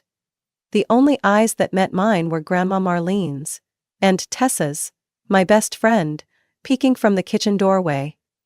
They knew. They saw it all. Brandon grabbed the microphone. "Thank you all for being here. This is the first step on my journey into justice." I stood up. "What convenient timing for a celebration," I said. Not loud, but sharp enough to slice the room into silence. My mom turned around, smile frozen. "Elizabeth, don't ruin this." "Ruin what, Mom?" I stepped forward, heart pounding. "It's my birthday today, or did you forget? Or maybe you decided it wasn't as important as Brandon's internship." My father walked over, his voice low. "Don't be childish. Brandon's success is a big deal for the whole family. You should support your brother." "Support?" I almost laughed. I've been his support for 21 years. Every award I earned, every effort I made, always overshadowed by one essay Brandon wrote or some glossy magazine photo. Brandon stepped closer, voice soft. "Lizzie, come on. Don't call me that." I stepped back, voice like ice. "You weren't the one being ignored every time you tried to get Mom and Dad to look at you. You weren't the one working 2 jobs just to buy a dress and still getting told you looked sloppy. You're blowing this way out of proportion," Mom snapped, her eyes red with frustration. I nodded, lips trembling but voice steady. "So, I'm not your daughter anymore, is that it? Just because I dared to say this was supposed to be my day?" "You can leave if you feel like no one wants you here," Dad said bluntly. The room fell dead silent. I looked around. Relatives frozen, some avoiding my gaze, others staring at me like I was the one ruining everything. Only Grandma came forward, laid a hand on my shoulder, and whispered, "You're not wrong." I turned away, grabbed my small purse from the shoe rack, and walked out without looking back. The night air felt colder than usual, but at least it was real. At least it wasn't pretending. My phone buzzed, a text from Tessa. "Room's ready, don't come back unless you want to." I replied, "Thank you, I'm on my way." And Tessa, "Yeah? I'm about to show them just how badly they misjudged me." I'd been staying at Tessa's for 2 days when the strange emptiness finally settled in. No more Mom calling Brandon to breakfast like he was a general. No more Dad's blank stare every time I voiced an opinion. Tessa's room was tiny, just enough for a single bed and an old bookshelf. But for the first time in years, the air around me felt clean. Tessa worked as a barista at Fairgrounds Cafe on Main Street. She talked to people like they were lifelong friends, even if they were first-time customers. As for me, I needed a job. I needed money. I needed something that was mine. "Oh, I already talked to the manager," Tessa said, as she poured coffee into a chipped ceramic mug. "Sarah, the owner, super chill. You start Monday. Morning shift, 8 o'clock. I nodded, a bit of the weight lifting off my chest. But that same Sunday morning, my phone rang. "Grandma Marlene? Are you safe, Elizabeth?" Her voice was low and urgent. "I need to see you. Can't say this over the phone." Lincoln Park Duck Pond Bench. 4 o'clock. I arrived on time. The spring breeze was crisp, the lake surface rippling beneath a dull gray sky. She was already seated, a thick yellow folder in her lap, a wool scarf wrapped around her neck. She handed me a hot cocoa and flipped the folder open. "I've kept this for over 4 years. But I had to wait until you turned 21. I looked down at dense papers, filled with figures and fine print. Bank statements, wire transfers. A letter that read, "Trust fund established by Richard Monroe. Grandfather of Elizabeth. Initial value, $180,000, 0 cents. Trustee, Derek Monroe." My chest tightened. They told me there was no trust. That Grandpa only set one up for Brandon. She met my eyes. "Derek lied. They spent your trust on Brandon for over a decade. Private school tuition, law camps, enrichment programs. And that SUV he got for his 18th birthday." I flipped through more pages. Every withdrawal bore my father's signature. Some included notes like, "Reallocating to Brandon, family priority."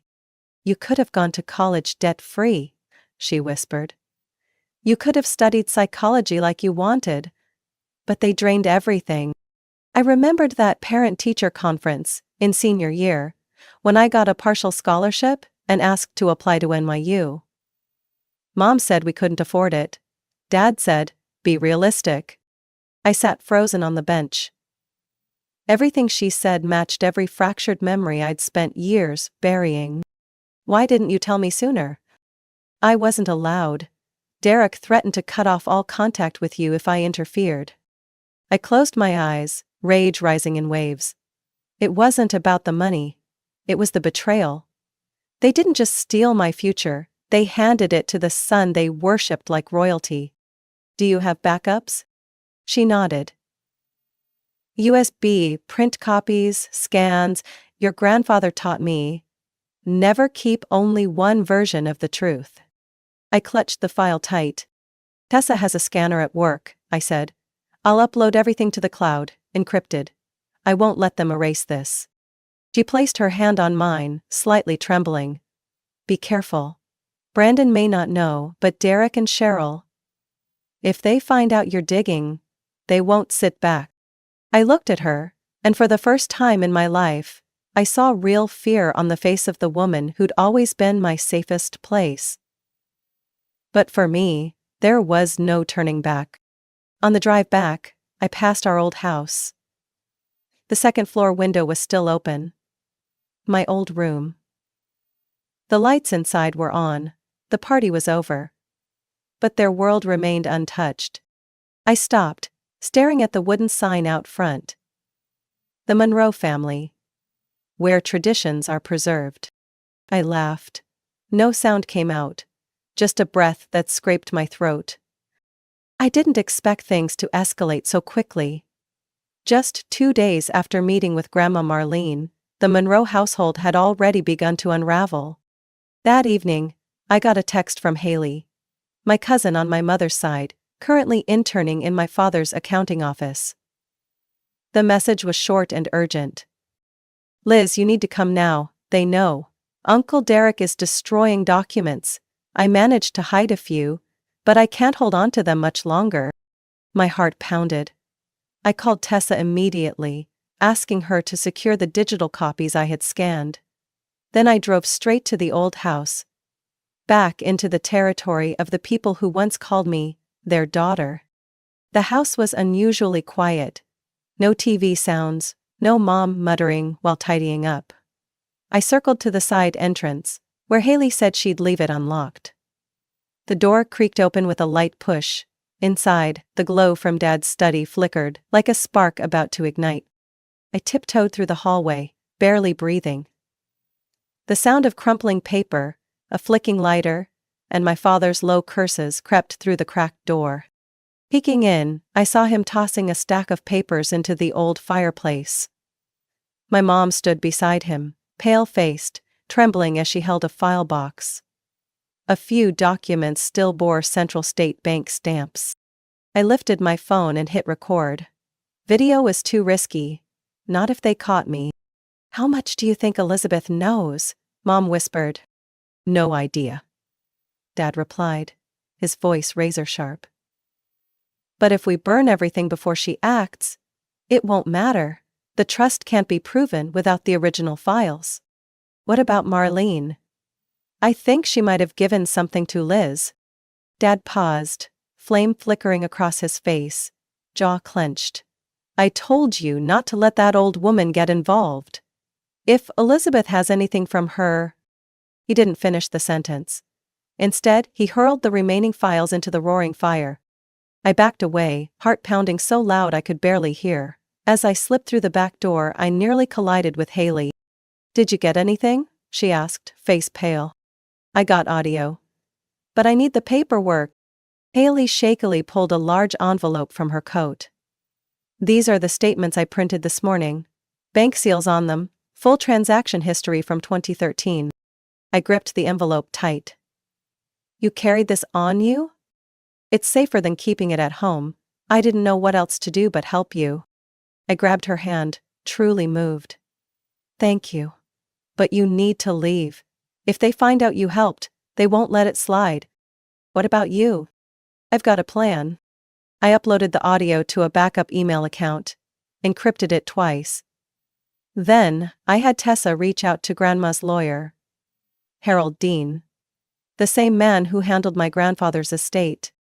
"He's trustworthy," Grandma said on the phone. "I anticipated this. And Elizabeth, I'm proud of you." That night, I lay in Tessa's room, poring over each page Haley had handed me, cross-checking them with Grandma's earlier scans. Every transfer, every number, every inconsistency lined up too perfectly. There it was. Undeniable proof. Over $160,000, 0 cents had been siphoned from my trust. Used to cover Brandon Monroe's tuition, enrichment programs, and his so-called talent development. I played the audio again, hearing my father's voice as casual as if he were talking about trimming the hedges. "We did it for the greater good. That girl had no clear future. Investing in Brandon made sense." I scoffed. Investing? In someone who'd been handed everything on a silver platter? My phone buzzed. A message from an unknown number. "I know you have the recording. If you're keeping it, watch your back." I stared at the screen. They knew. 3 days after the threat, I got an unexpected message from the last person I ever thought would reach out. "Brandon." He said just one line. "We need to talk." Alone. The location, Bluebell Bakery, on the corner of Elm Street. The place Mom used to take both of us when we were in elementary school. A choice that felt loaded. It arrived early. Brandon was already there, sitting by the window. No prosecutor suit, no confident smile. Just a gray hoodie, messy hair, dark circles under his eyes. For the first time in his life, my younger brother looked like a regular person. "I know everything," Brandon said before I even sat down. "The trust fund, the transfers, and the life insurance." I gripped my coffee cup. The warmth didn't stop the chill crawling up my spine. "Who told you?" "Mum," he said quietly. "Last night, I overheard her on the phone with Dad. She was talking about handling things early, if she keeps digging. They thought I was asleep." I said nothing, eyes focused on the street outside. refusing to meet his. But inside, I was screaming. Handling things early? They'd actually planned a scenario if I didn't stay silent? I didn't think it was this bad, Brandon went on. My whole life, I lived in a bubble they built for me. And I believed it. So, what do you want now? I turned to look him straight in the eyes. To help you, to expose everything. At the family gathering at Westfield Lake House next week.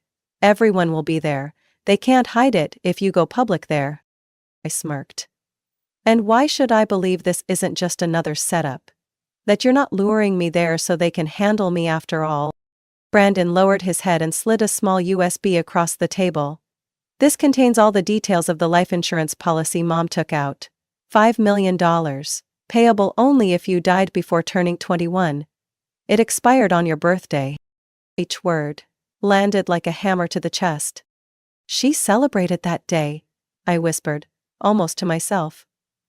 That was the same day she turned my birthday into your victory party. And I saw it all when I read the policy, Brandon said slowly. You had to survive your birthday for her to get nothing? I closed my eyes. Anger, hurt, fear. All of it built into one tight knot inside me. Then I opened them again, voice firm. I'll go to the lake house. Brandon nodded. You won't be alone. I already contacted Grandma Marlene's lawyer. Mr. Dean is preparing the files, high-res slides, all cross-referenced. And me? I'll be standing with you. Saturday afternoon, the Westfield Lake House looked like something out of a painting. Still waters reflecting the setting sun. The trees whispering in the breeze. It was peaceful, in the most artificial way. Relatives poured in from everywhere. Aunt Olivia from Ohio, Uncle Frank from Denver. Cousins I hadn't spoken to in years. My mother beamed, welcoming everyone in her sea-moose satin dress.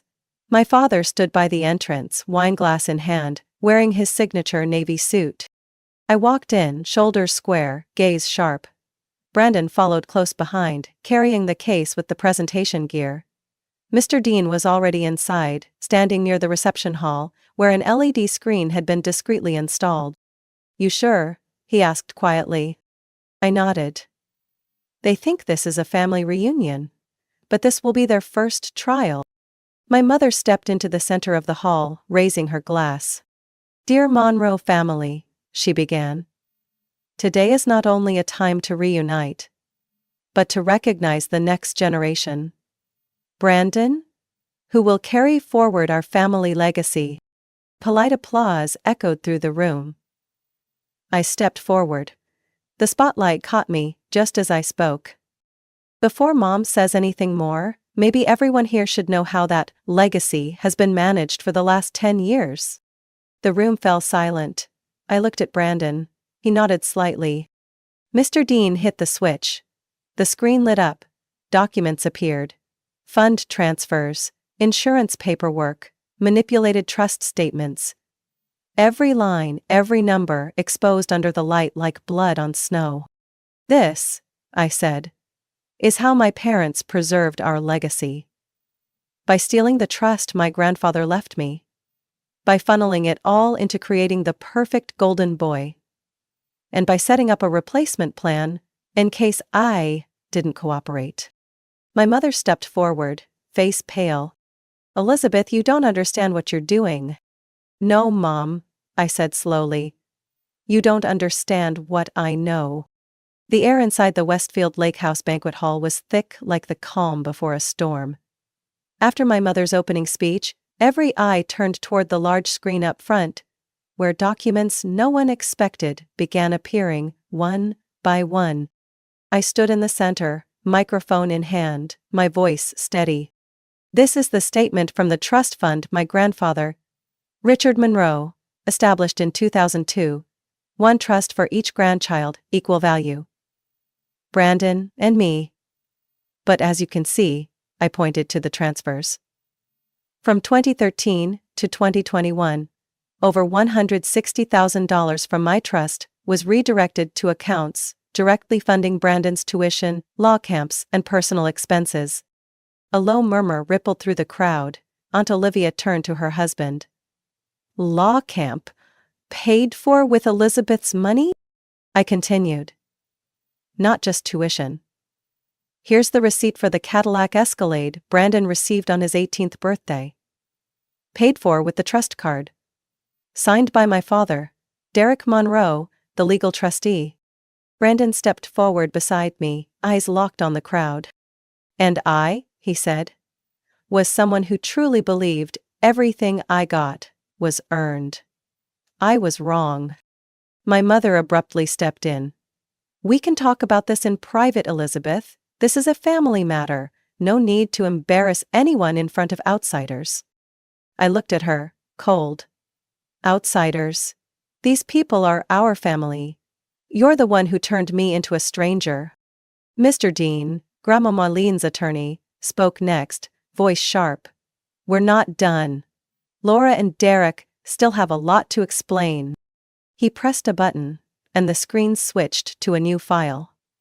The original death certificate for Richard Monroe. Stating, cause of death, chronic heart failure. Then came the suppressed autopsy report, secretly preserved by Marlene. Traces of ethylene glycol. Antifreeze, found in his blood. The hall went still. I couldn't breathe. Brandon stepped back, speechless, and I stared at my parents like they were strangers, wearing my parents' skin. My grandfather wrote a new will, I said.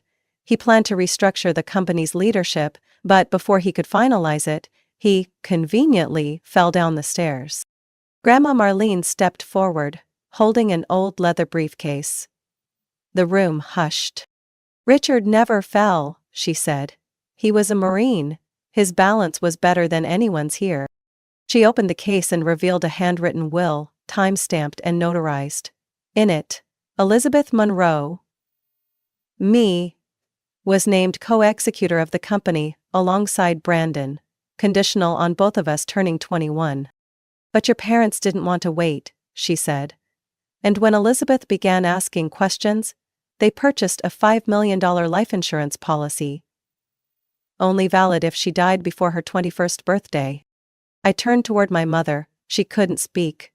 My father, pale but still trying to keep control, said, everything we did was for Brandon, for the future of the company. The company? I narrowed my eyes. Built on what? A child's life? Money that rightfully belonged to your daughter? Mr. Dean held up one final document. A list of internal loans drawn from other family trust funds.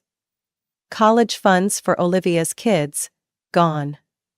Medical aid for Uncle Frank's son, denied. Anger burst through the room. My relatives, the same ones who'd once looked right through me, now turned on my parents, faces filled with betrayal and outrage. I stepped closer, staring directly at the two people who brought me into this world. Was I just a bet? An investment that didn't pay off when your insurance policy expired? Were you disappointed I made it past my birthday and didn't die? Laura trembled, barely able to speak. You're being manipulated. Someone's feeding you lies. I pulled out my phone and played the recording. Her voice, on the night before my birthday, speaking to my father. If she keeps digging, we'll have to take care of it early. Silence. Heavy as a stone, crashing into a still lake. Mr. Dean's voice dropped. I've already forwarded everything to the state attorney's office. Elizabeth, would you like to say anything to close this? I looked around. At my relatives, Brandon, and Grandma Marlene. Then back to my parents, hollow and motionless, like carved wood. Yes, I said, voice low but unwavering.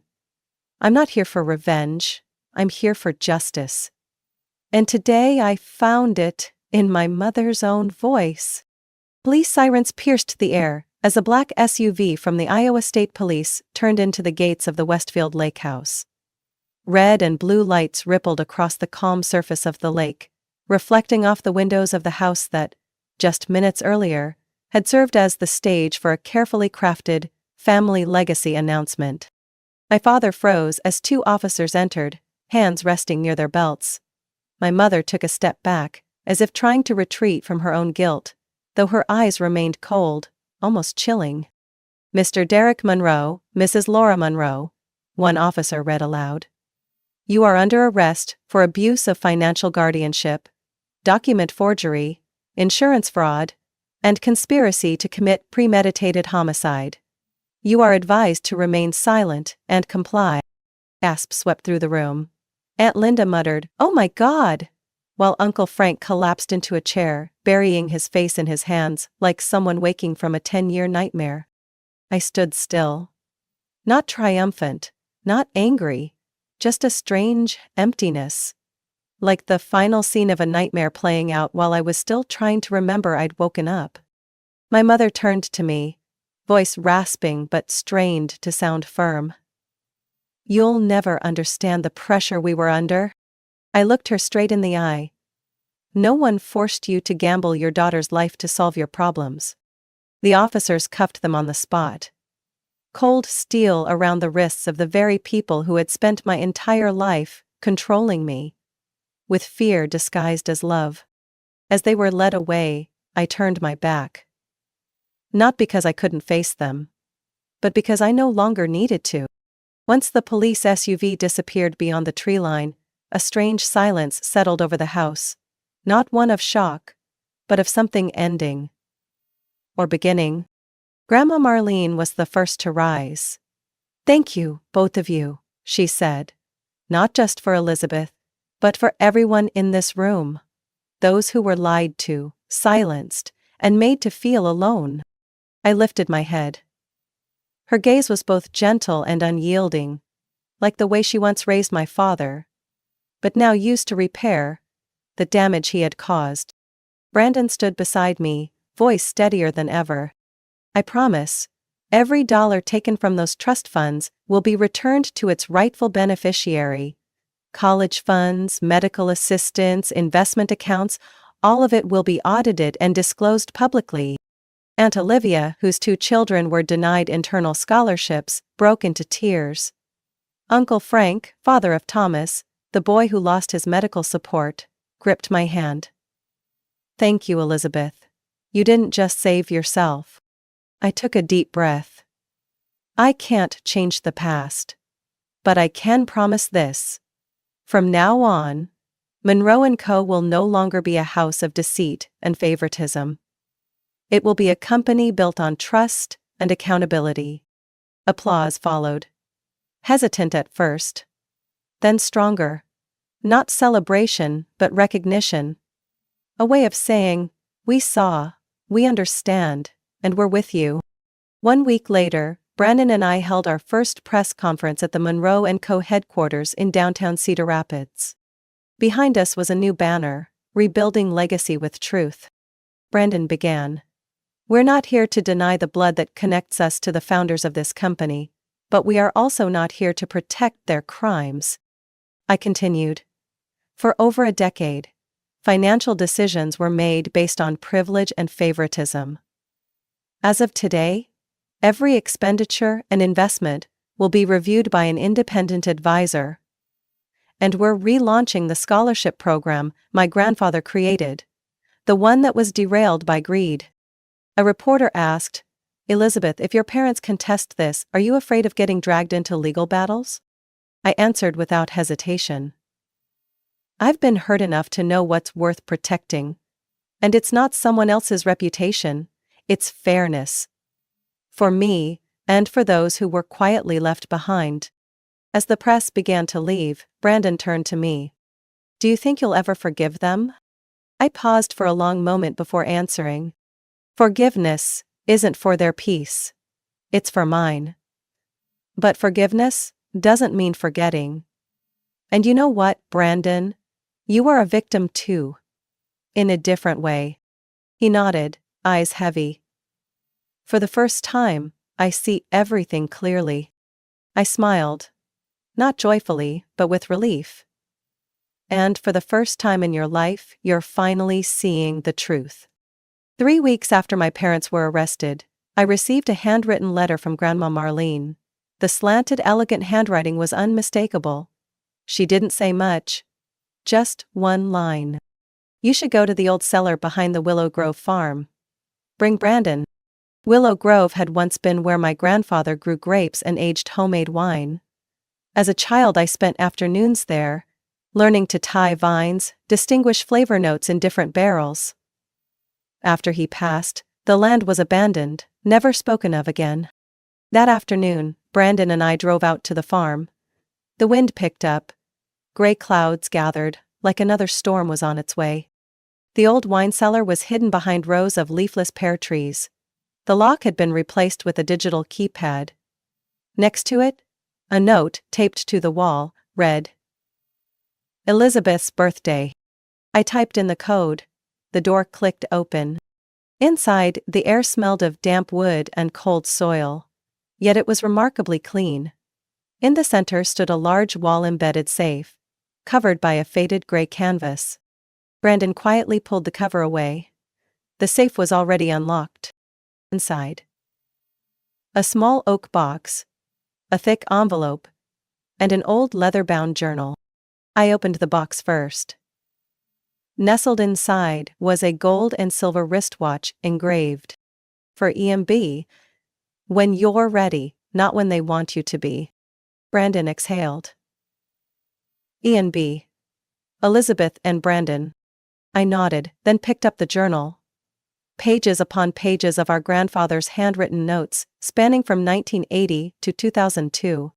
Each line revealed a truth no one had ever told us. He suspected his son, my father, of greed early on. He created 3 separate trusts, one for me, one for Brandon, and one for a nonprofit called R&J Trust, designed to support youth from abusive households. "Oh, Grandpa was beaten by his own father," I read aloud from one entry. "He never wanted a child to feel unloved the way he once did." Brandon opened the envelope. Inside was the full blueprint for R&J Trust. Bank accounts, community partnerships, and, most importantly, a notarized letter granting control of the trust to Elizabeth and Brandon, upon both reaching age 21 and becoming legally independent from their parents. I sank into a dusty wooden chair, speechless. His real legacy wasn't money. It wasn't the assets my parents tore apart. It was a mission. Brandon sat beside me. "Do you think we're capable of this?" I looked at him. My brother, who once symbolized everything I resented. Now, I saw a man trying to fix what he didn't break, but could no longer ignore. "He didn't choose us because we were ready," I said slowly. "He chose us because he believed, when the truth came out, we wouldn't run from it." We left the farm just as the sun dipped below the trees. Inside me, a strange calm. Not an ending, but a turning point. The next day, I returned to the company with all the R&J Trust documents. At the board meeting, I announced the relaunch of the organization, now a formal nonprofit branch of Monroe & Co., fully independent in funding, dedicated to helping abused youth. The room fell quiet. Then, slowly, applause broke out. Brandon stood and addressed the staff. "We used to be a family built on control and secrecy. Today, we rebuild. On trust, transparency, and responsibility." I smiled, a real smile. 1 month later, at R&J Trust's relaunch event, Grandma Marlene stepped onto the small stage as golden sunlight washed over the lawn like aged wine. She took the microphone, voice trembling but clear. "My son took the wrong path, but my grandchildren refused to follow. That is the true legacy of this family. Not wealth, but the courage to break the cycle." When she turned around, I walked up and took her hand. The wrinkles, the calluses, fingers that had protected the truth for a lifetime, were now passing it on to me. Not for revenge, but for a new beginning. And this time, it would be built on truth. Elizabeth's story proves that sometimes justice doesn't come from a courtroom, It comes from the courage to face the truth. In real life, some families trade love for power and money, but there are people like Elizabeth who are strong enough to break that cycle. She didn't just reclaim what was stolen, she redefined legacy through honesty and compassion. The message is clear. Truth may be hidden, but it can never stay buried forever. What do you think about Elizabeth's journey and the choices she made? Share your thoughts below and don't forget to follow the channel for more powerful and emotional stories. Melina, you no longer align with the company's development direction. Hearing those words felt like someone had punched me straight in the gut. The entire room went dead silent, as if no one dared to breathe after Logan, the new chief operating officer, delivered what felt like a death sentence to my 20-year career in a single sentence. I blinked, thinking I had misheard. But the cold stare and faint smirk on his face confirmed I wasn't dreaming. I sat frozen in the leather conference chair, right in the middle of the 11th floor meeting room at TerraSteel headquarters in Minneapolis, the place I'd been loyal to since 2004. My eyes scanned the familiar faces around the room, colleagues, subordinates, even people I had trained. All of them looked down, avoiding my gaze, as if they were ashamed on my behalf for the humiliation I was enduring. "This isn't personal," Logan continued, his tone flat like he was reading a memo. "We need fresh energy. More modern thinking. Technology is transforming the metal manufacturing industry, and we can't afford to hold on to outdated models." I knew he emphasized the word outdated deliberately, like a stab in the back disguised as a polite handshake. I heard a soft cough at the end of the table, then a pen rolled onto the floor. No one picked it up. No one said a word. "Your termination paperwork has been prepared. HR is waiting downstairs to collect your ID badge and laptop. We'll send the financial assistance package details to your personal email." I don't remember exactly how I stood up. I just know my legs felt almost numb. I didn't beg, didn't lash out, didn't cry. I just lowered my head and said something I'm still surprised I managed to say. "I wish you all the best." The room stayed silent. The only sound was my high heels clicking on the floor as I walked away. The last thing they'd ever hear from me. After 2 decades of quiet, dedicated service. My name is Melina Carter. I am 51 years old. Up until 30 minutes ago, I was the head of manufacturing systems at TerraSteel Industries, one of Minnesota's most well-known metal manufacturing companies.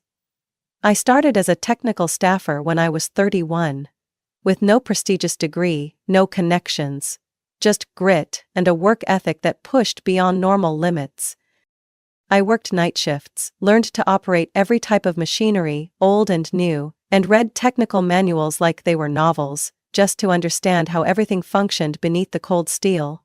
I had nothing flashy to show for myself, only precise numbers, rising production efficiency, and the nights I saved the system from crashing with a last-minute patch. I used to think this place was home. Now, they've tossed me aside like expired software. I remember walking around the company's parking lot for more than 10 minutes before I could bring myself to open the door of my old Toyota. My hands were shaking so badly I dropped the keys. When I finally sat inside, I started the engine without a destination. My mind was spinning, not from shock, but from a growing quiet fear.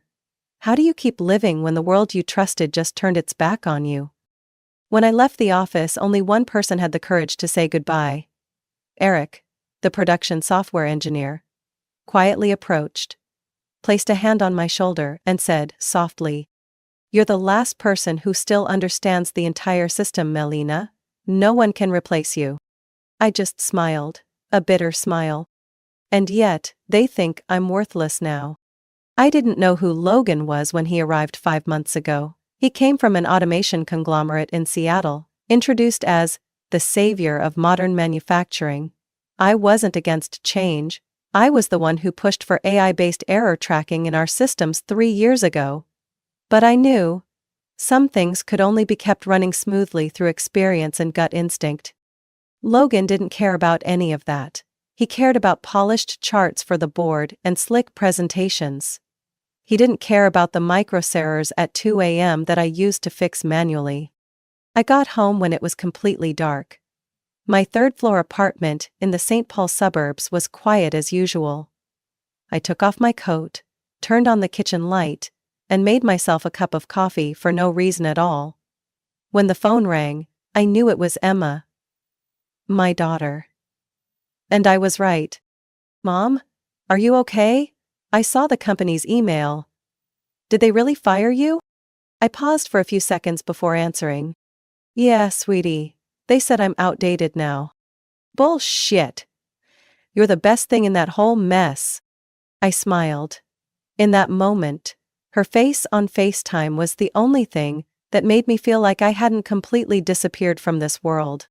I used to think I was indispensable to TerraSteel, but it turns out, to the new generation of leadership, I was just a mislabeled sticky note in the wrong file.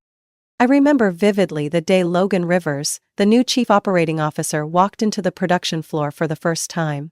He strolled down the main hallway like an archaeologist, iPad in hand, eyes scanning around as if he were searching for flaws in some outdated museum. He didn't ask questions, just took notes. Didn't listen, just nodded. And he couldn't hide the disdain on his face every time he looked at the systems I had painstakingly built over the past 2 decades. He said to me in a team meeting just 3 weeks into his tenure, "We need to eliminate traditional thinking. Whatever lives in someone's head, no matter how valuable, is a liability. We need systems, not souls." I remember trying to keep calm as I replied, "The problem is, our system only works because there's a soul behind it. And I've been that soul for 20 years. Logan didn't respond. He just turned to his assistant, signaling to take notes, as if everything I said was just background noise for a PowerPoint report. I've saved this company from at least 4 major crises. The most recent one was last winter, when our steel supplier in Kansas City suddenly went bankrupt, and our raw material orders were indefinitely delayed. The entire production process was on the verge of collapsing. I spent 36 straight hours in 3-way calls, with 3 different sources, gathering enough material from 4 neighboring states to keep our delivery schedule on track for our biggest client, Branton Truck Company. I didn't need a medal, I just wanted the system to run smoothly. But Logan didn't care.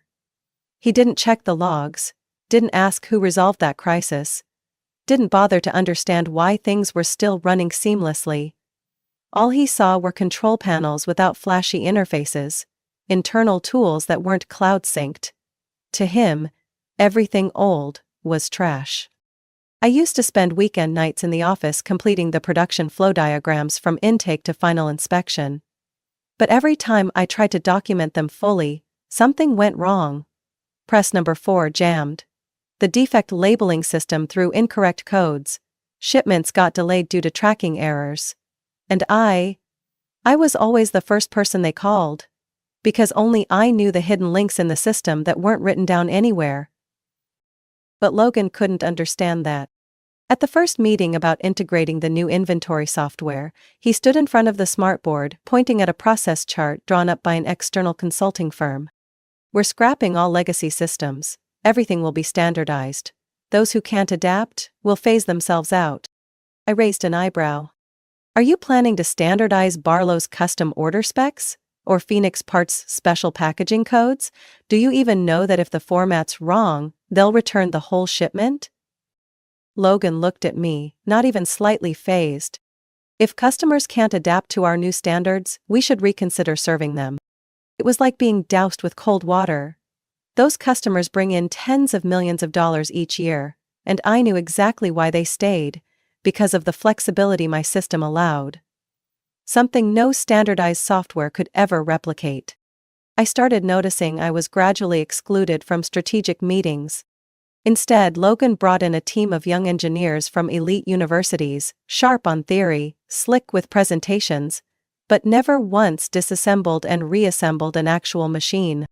I once watched an engineer named Marcus, 27 years old with a master's degree and a crisp white shirt, struggle to install a thermal sensor on the rotary system, unaware that the axis was off-center due to a 3-degree floor tilt from a factory repair back in 2011. I stood there, wanting to help, but Logan had made it clear. Let the new team handle it, we want to assess their capability. I swallowed my anger and walked away. They'd see the consequences soon enough. But I didn't expect they would be willing to sacrifice the very person who built the foundation just to erect a glass tower of delusions. There's one thing Logan once said that I'll never forget. Melina, what you've done in the past is admirable. But this company can't run forever on memories. I had let out a dry laugh and replied, you'll understand the cost when you realize those memories are the only thing keeping the system from collapsing. And he would, just not in the way he expected. I was fired on a Monday morning. By Thursday morning, Terra Steel was in chaos. I was standing in the kitchen, stirring a cup of coffee when the phone rang. The caller ID showed Naomi, head of customer service, someone who rarely contacted me outside of work hours. Melina? Oh my God, have you heard? Her voice sounded like she had just sprinted a mile. Before I could ask anything, Naomi kept going, her words pouring out like a storm. Logan's new inventory system just crashed. Orders can't be processed, the software's flagging materials as missing, even though they're still in the warehouse.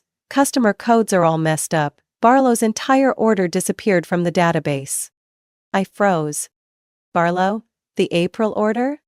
Yeah, and the whole shipment for Graveson heavy parts too. No one knows where it went. Logan's blaming a server error, but IT says the data is completely gone. Do you remember what you said in last month's meeting? That the new software wasn't compatible with the old order management system? I took a deep breath, my hand gripping the hot coffee cup so tightly my fingers turned pale. I didn't feel happy hearing about the system collapse. There was no satisfaction inside me, just a dull bitterness burning like coals in my chest. I had tried to warn them, offered transition plans, sent Logan a detailed report. And I had been ignored, pushed out of strategic meetings, and quietly and humiliatingly let go. Now, the company I had given half my life to was falling apart, piece by piece. That afternoon, Emma called me from New York, her voice filled with hope. Mom, I saw on social media that Terra Steel is having a major issue. Do you think they'll call you back? I sighed. If they were going to do the right thing, they wouldn't have thrown me out the window in the first place. Emma's tone sharpened. Then don't wait for them to call first. You need to be the one in control this time. That evening, the second call came from Peter, the IT director. He had supported me in many meetings. This time his voice barely hid the panic. Melina, it's worse than you think. The new system isn't just losing orders, it's miscalculating inventory and inputting the wrong product codes. 3 shipments got merged by mistake. Some vendors are getting invoices for things they never sent. And Graveson just sent an official notice. If they don't receive a full reconciliation within 24 hours, they're canceling the entire quarter's contract. I closed my eyes. Graveson was one of the 3 strategic partners that brought in more than 15% of the company's annual revenue. Peter continued, more softly now. Logan's falling apart. He's starting to blame you. He told the exec team that maybe you planted something in the old system before leaving. I laughed. A dry, hollow laugh. Planted something? I didn't even have time to print out all my family photos from the company computer. And he thinks I had time to sabotage the system? The next day, Terra Steel's internal chats were flooded with messages. A few old colleagues, like Amy from operations, messaged me. Melina, I'm sorry I didn't speak up when they pushed you out. Now we all realize how much you meant. Another message came from someone I didn't expect. Harlan, the inventory guy with 10 years on the job. He wrote simply, the new system's toast, everyone's losing it, no one knows what to do.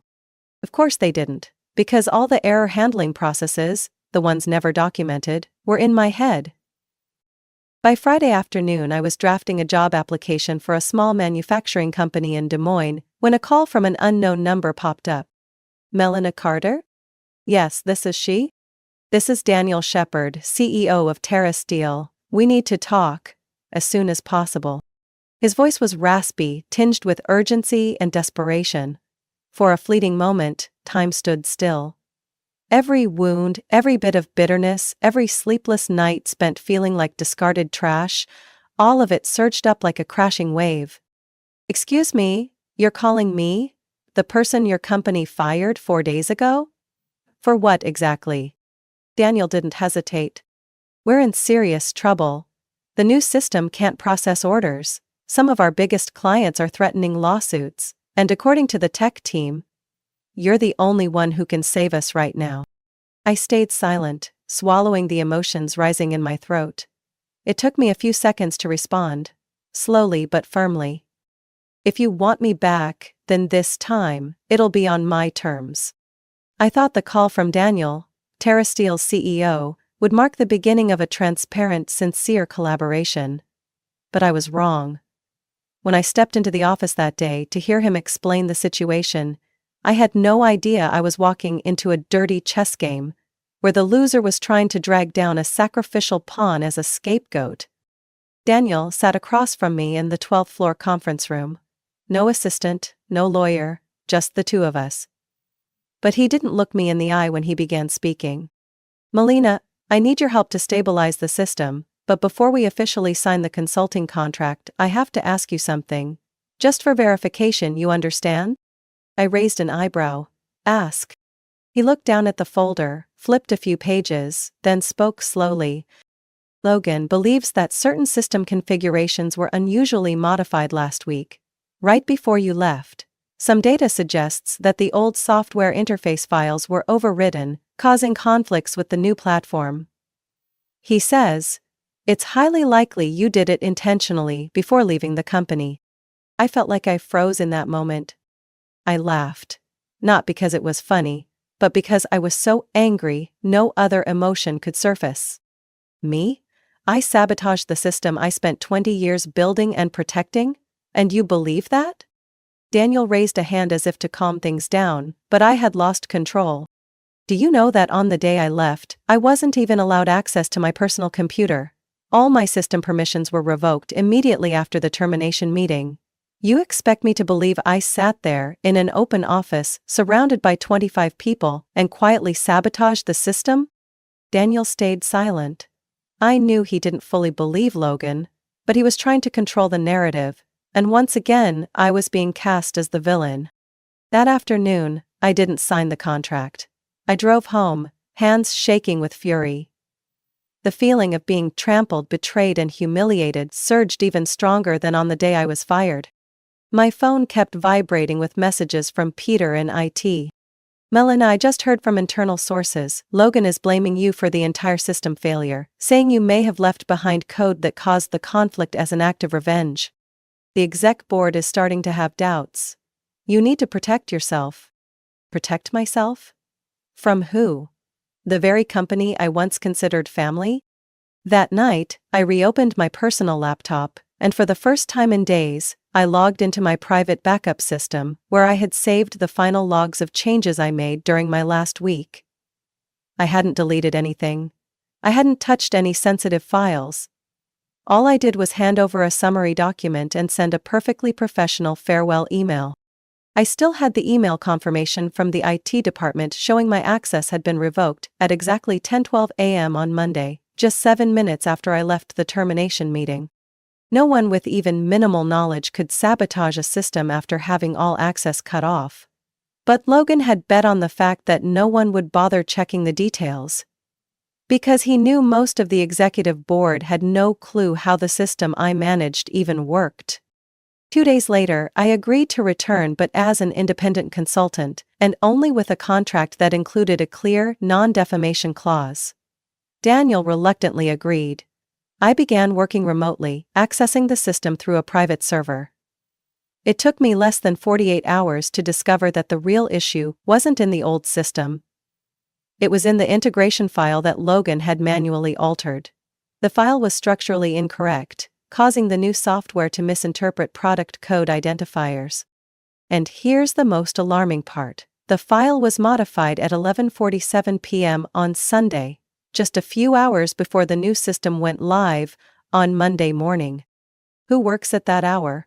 Not the IT team, not the operations staff, and definitely not me. I emailed Peter. "Can you check the internal system access logs for Sunday night? I need to know who logged into the configuration server between 11:30 and midnight. Peter called back immediately. What's going on, Melina? Just get me the access list, trust me, it'll tell the executive board everything they need to know. I sat there staring at the screen, feeling like a storm was starting to rise from beneath the false calm. If I was right, Logan wasn't just shifting blame to save face. He had scripted the narrative, planted fake evidence, and was waiting for me to stay silent so he could pin the collapse on me. But I wasn't staying silent anymore. When Peter sent the access log, I nearly held my breath when I read the name. Rivers. Logged in from the main server, access the system configuration directory. Time, 11:46 p.m. to 12:03 a.m.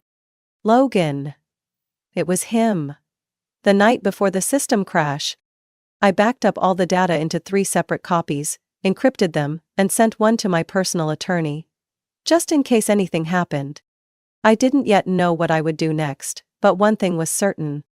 If Logan thought he could throw me under the bus to save himself, he was about to learn the most expensive lesson of his life. I thought that after everything, after the public slap in the face, after Logan's blatant accusation, the executive board would choose silence, or at best, appoint someone else to step in temporarily, to avoid admitting they had made a serious mistake. But I had underestimated just how desperate they were. On Tuesday afternoon, Daniel Shepard, CEO of TerraSteel, called again, but this time there was no guarded tone, no defensiveness. His voice was hoarse, like he hadn't slept in days. Melina. I won't beat around the bush, we need you back. As soon as possible. I stood in the kitchen, still holding the cutting board, and turned on the speakerphone to hear him clearly. I warned you, I replied, my voice unusually calm. 3 weeks ago, I gave you documentation about the risks of improper integration. Logan dismissed it. Then you fired me, like some outdated product. And now, you're saying you need me? Sounds ironic. Doesn't it? Daniel sighed. A long, heavy sigh. In that moment, I could feel the weight pressing down on him, and I began to understand. He wasn't just facing a technical crisis, but a leadership credibility crisis too. I can't undo the past, Melina, he said, for the first time sounding sincere. But I can fix what's in front of us. The system's a mess. Orders aren't being processed, major clients are threatening to pull contracts. The IT team can't contain it. Logan, he's lost control. I let out a small laugh. Oh, so now you finally admit it. Daniel didn't respond right away, then he continued. If you agree to return, I'll sign an independent consulting contract. You work remotely, set your own hours. Compensation will be triple your previous salary. Additionally, I'll have legal include a non-defamation clause. Anyone spreading false statements about you will be held legally accountable. I put the knife down on the table.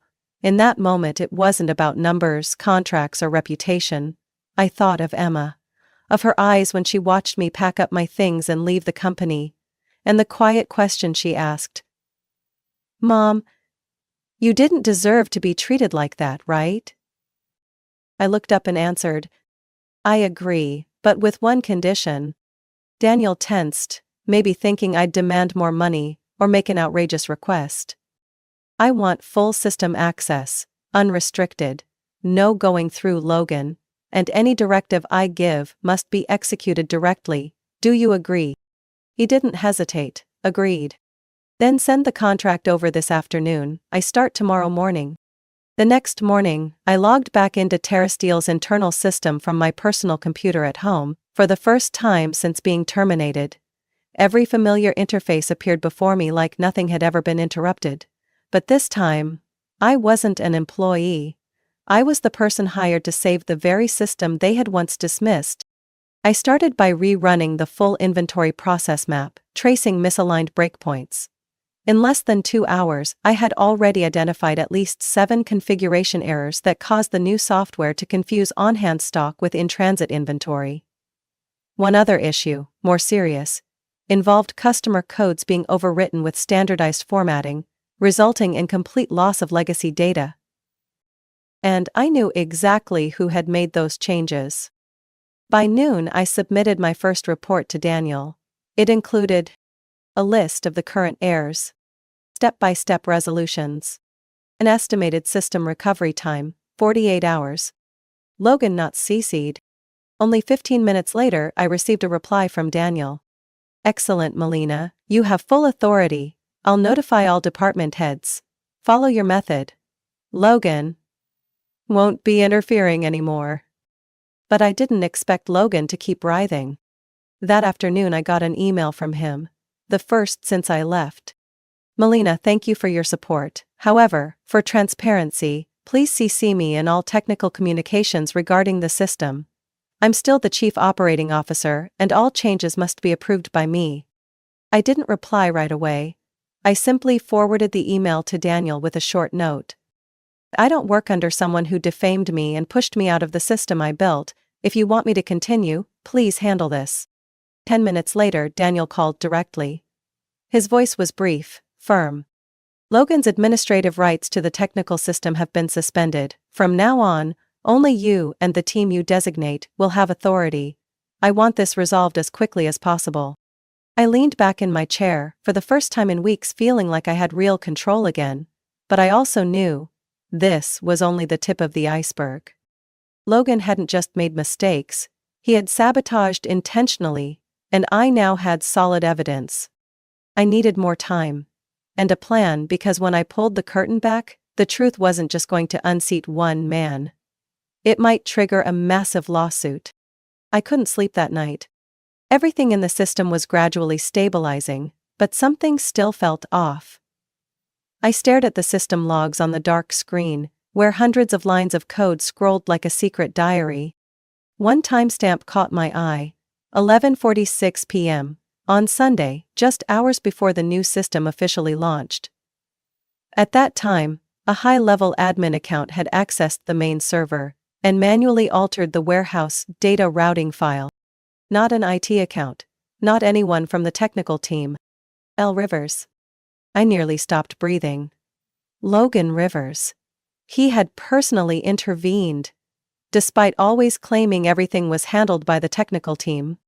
I followed the trail. The changes weren't obvious, but they were subtle and deliberate.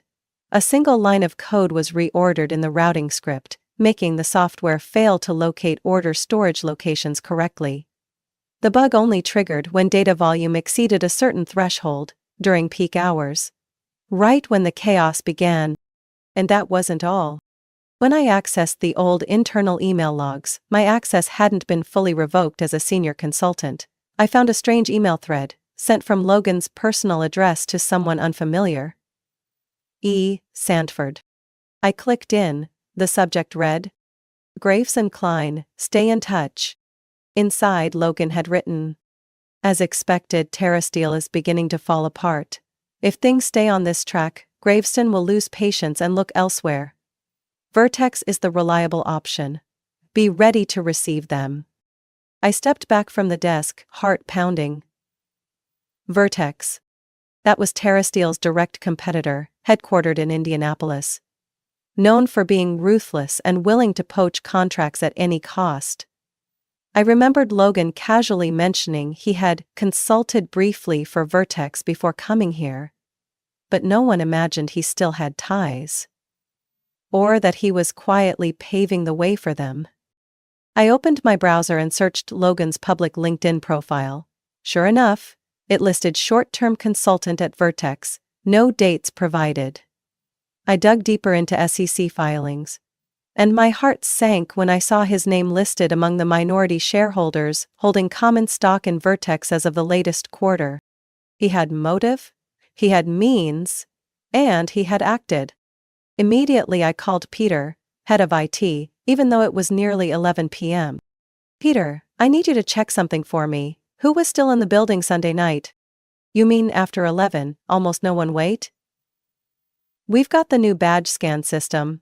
Everything is recorded. Pull access logs for the tech floor and server room. I need to know if anyone entered between 11 p.m. and 1 a.m. 15 minutes later, Peter sent me screenshots of the system logs. I zoomed in on one line. Logan Rivers, badgered in. 11:40 UPM. Server room. Accessed. The time matched perfectly with the code alteration timestamp. I returned to Logan's email to E. Sanford. It included a digital signature and an IP tracking code. I traced it. Sent from the computer in the COO's office. At 12:06 a.m. I didn't need anything else. The final piece had clicked into place. Logan had deliberately sabotaged TerraSteel's internal systems to drive away clients and steer them toward a competitor, one in which he held financial interest. And while the company scrambled in crisis, he stood silently on the other side, ready to catch the million-dollar contracts that would slip through TerraSteel's chaos. The next morning, I prepared a heavy case file, including system access logs, relevant internal emails, code modifications in the software, financial evidence confirming Logan is a shareholder in Vertex. I sent everything to Daniel Shepard, with a single note attached. You wanted to know why the system failed? This is the reason. I hope you act before it's too late. Less than 30 minutes later, Daniel called back. His voice was ice cold. Melina, I need you to come into the office immediately, and bring all copies of the data. I've called in the head of legal and the head of security. Logan doesn't know what we have. Today, he's not leaving this building the way he expects. I hung up the phone and stepped out of the house, my nerves tight like stretched wire. I had lost everything because of false accusations. Now, I was about to expose an entire filthy scheme. And, more importantly, I wasn't doing it for reputation, but for the justice that I, and hundreds of others, deserved. I walked into the TerraSteel building like a storm, ready to strike. There was no more sense of loss or alienation in me, only complete focus, partly because I knew what was about to happen, the rest because I wasn't going to allow myself to fall, again. Today, I would end it all. Daniel was waiting for me in the main lobby. Standing next to him were Renee, the head of legal, and Clint, the director of internal security. All were dressed in dark tones, their expressions tense. No one needed greetings, no handshakes. Everyone understood their role in this operation. Logan is on the 8th floor in his office, Daniel said, his voice steady like a surgeon prepping for an emergency operation. He thinks today is a performance review meeting. He doesn't know we have everything. I nodded. And the surveillance footage from Sunday night? Clint opened his tablet and showed me a short clip, black and white, slightly grainy, but clear enough to see, Logan Rivers entering the server room at 11:45 p.m., leaning over the control station, and typing command after command into the main terminal. "We've verified it," Clint confirmed, his personal account. Exact time of the data routing code change. I didn't say a word. I just stared at Logan in the video. Calm, precise, like he was doing something routine. A traitor casually sabotaging the work of hundreds? We went straight to the 8th floor. Daniel walked ahead, I followed with Renee. Clint stayed a few steps behind, ready in case Logan reacted unpredictably. The door to the COO office opened and Logan looked up from his desk. "Hello everyone," he said, still trying to maintain composure. "Didn't realize this was a group meeting?" Daniel didn't waste time. "Logan, please sit down. We need to talk. About the system, about the data, and about what you did last Sunday night." Logan frowned. "I don't understand." Renee placed a folder on the table. "Inside is the access log, the altered configuration data, the email you sent to our competitor, Vertex, and the surveillance footage showing you in the server room after hours." Logan's face went from pale to bright red. This is a misunderstanding." I stepped forward, looking him straight in the eye.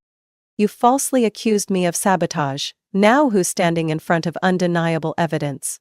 He jumped up. "You don't have legal proof." "I'm the chief operating officer. I had access." Clint stepped in. "You had access, but not the right to tamper with data, not the right to alter routing commands that led to order mismatches, and certainly not the right to suggest that TerraSteel clients should leave us for Vertex, a company in which you still hold shares." Daniel clenched his jaw. "We've contacted outside counsel. And, I've just signed your immediate suspension. Police will arrive within 15 minutes. Logan gave a dry laugh, his eyes filled with defiance. You think I'll be arrested over a few lines of code? Vertex won't let me fall. Renee smirked.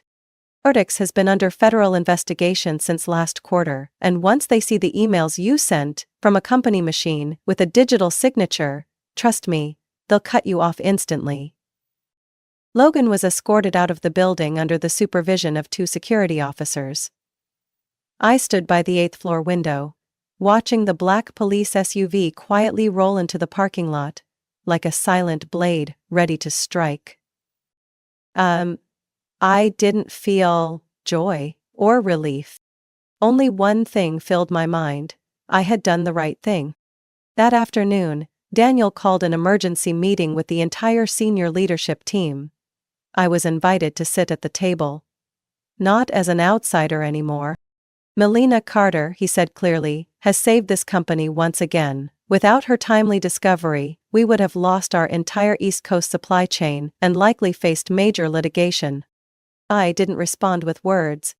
I simply placed on the table a complete system recovery plan, a new process map, a phased integration audit timeline, and retraining guidelines for the entire technical staff. We don't just need repairs, I said, we need prevention, and to achieve that, every piece of data, every operation, every gap, must be brought under control, in a methodical, transparent, and accountable way. No one objected. That evening, I left TerraSteel headquarters with a faint smile on my lips. The first one after countless stormy days. I had saved the company. But more importantly, I had salvaged my own honor from the mud others tried to bury it in. And I knew this wasn't the end. Because after Logan's downfall, there were likely still others in the shadows, yet to be exposed. 3 weeks after Logan was arrested and Vertex was officially investigated for industrial espionage, I received an invitation from Daniel Shepard for a private meeting in the top-floor conference room. No press, no PR, he said. Just a conversation between people who've walked to the edge and come back.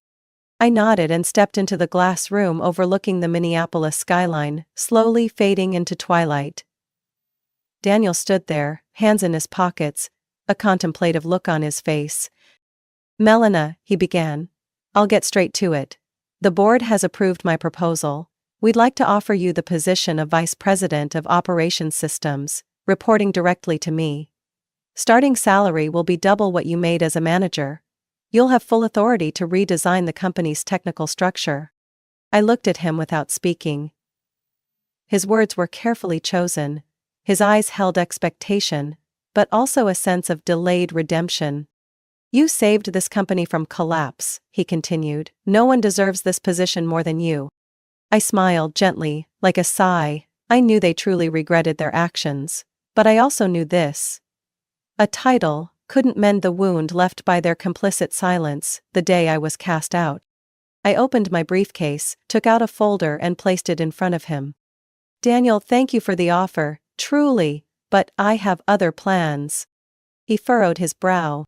This is my business registration, I said calmly. It's called Carter Systems Consulting. I've officially launched an independent consulting firm, focused on restoring and upgrading technical systems for mid to large-size manufacturing facilities. Daniel blinked. You're turning it down? I nodded. I've spent too long in the shadow of someone else's title and reputation. I was undervalued, labeled as outdated, until everything collapsed. Now, I want to build something no one can ever take away from me. He was silent for a few seconds, then smiled. I should be upset, but honestly, I'm happy for you. So, I guess TerraSteel will be your first client? I tilted my head. First client, and the one who paid the highest tuition. We both chuckled softly, for the first time after months of turmoil. 4 days later, I left the TerraSteel office. This time by choice, not as someone thrown out. Employees lined the hallway, clapping as I walked through. A few carried handwritten notes, a couple held small bouquets. I didn't need a ceremony or a tearful speech. I just needed this. To be recognized. The right way, at the right time. Back home, I turned on my computer and logged into the business account for Carter Systems Consulting. The contract with TerraSteel was signed. But I wasn't stopping there. Thanks to a network of former engineers I'd worked with, I connected with 2 factories in Wisconsin and Iowa, both struggling with data integration issues between their systems and suppliers. "We heard you handled the TerraSteel crisis," said Mr. Quinn, a representative from one of the companies, during a Zoom call. "If you can do something similar for us, we're ready to sign a 6-month contract with an option to extend." I nodded, my voice solid and steady.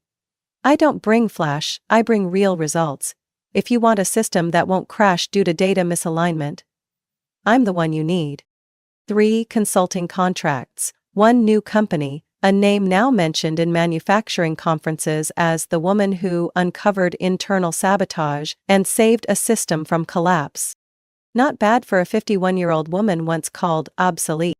That night, Emma and I had dinner at a small restaurant downtown. She raised her glass. "I guess you're never going to work for anyone else again, right?"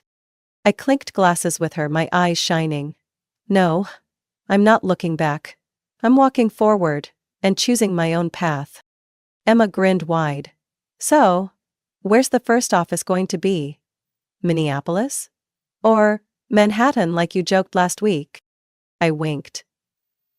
"Manhattan's no longer a joke. That's where the first office will be. And I want you to design the logo for it." I came home, sat in front of my computer screen, and opened a new document. The first line I typed on the company's introduction slide was, "We don't sell software, we give back control." I leaned back and exhaled. A new chapter had begun. And this time, I was the one writing it. From page 1. The story of Melina Carter is a clear reminder that true value doesn't lie in titles or fleeting recognition, but in knowledge, determination, and dignity. Despite being dismissed, falsely accused, and cast aside after 20 years of dedication, Melina had the courage to rise, expose the truth, and reclaim her honor through her own capabilities. She turned down power in favor of freedom, founded her own company, and began a new journey with the respect she truly deserved. Sometimes, loss is the very door that leads to a better life. What do you think about Melina's journey? What would you do if you were in a similar situation? Share your thoughts in the comments, and don't forget to follow the channel for more powerful stories.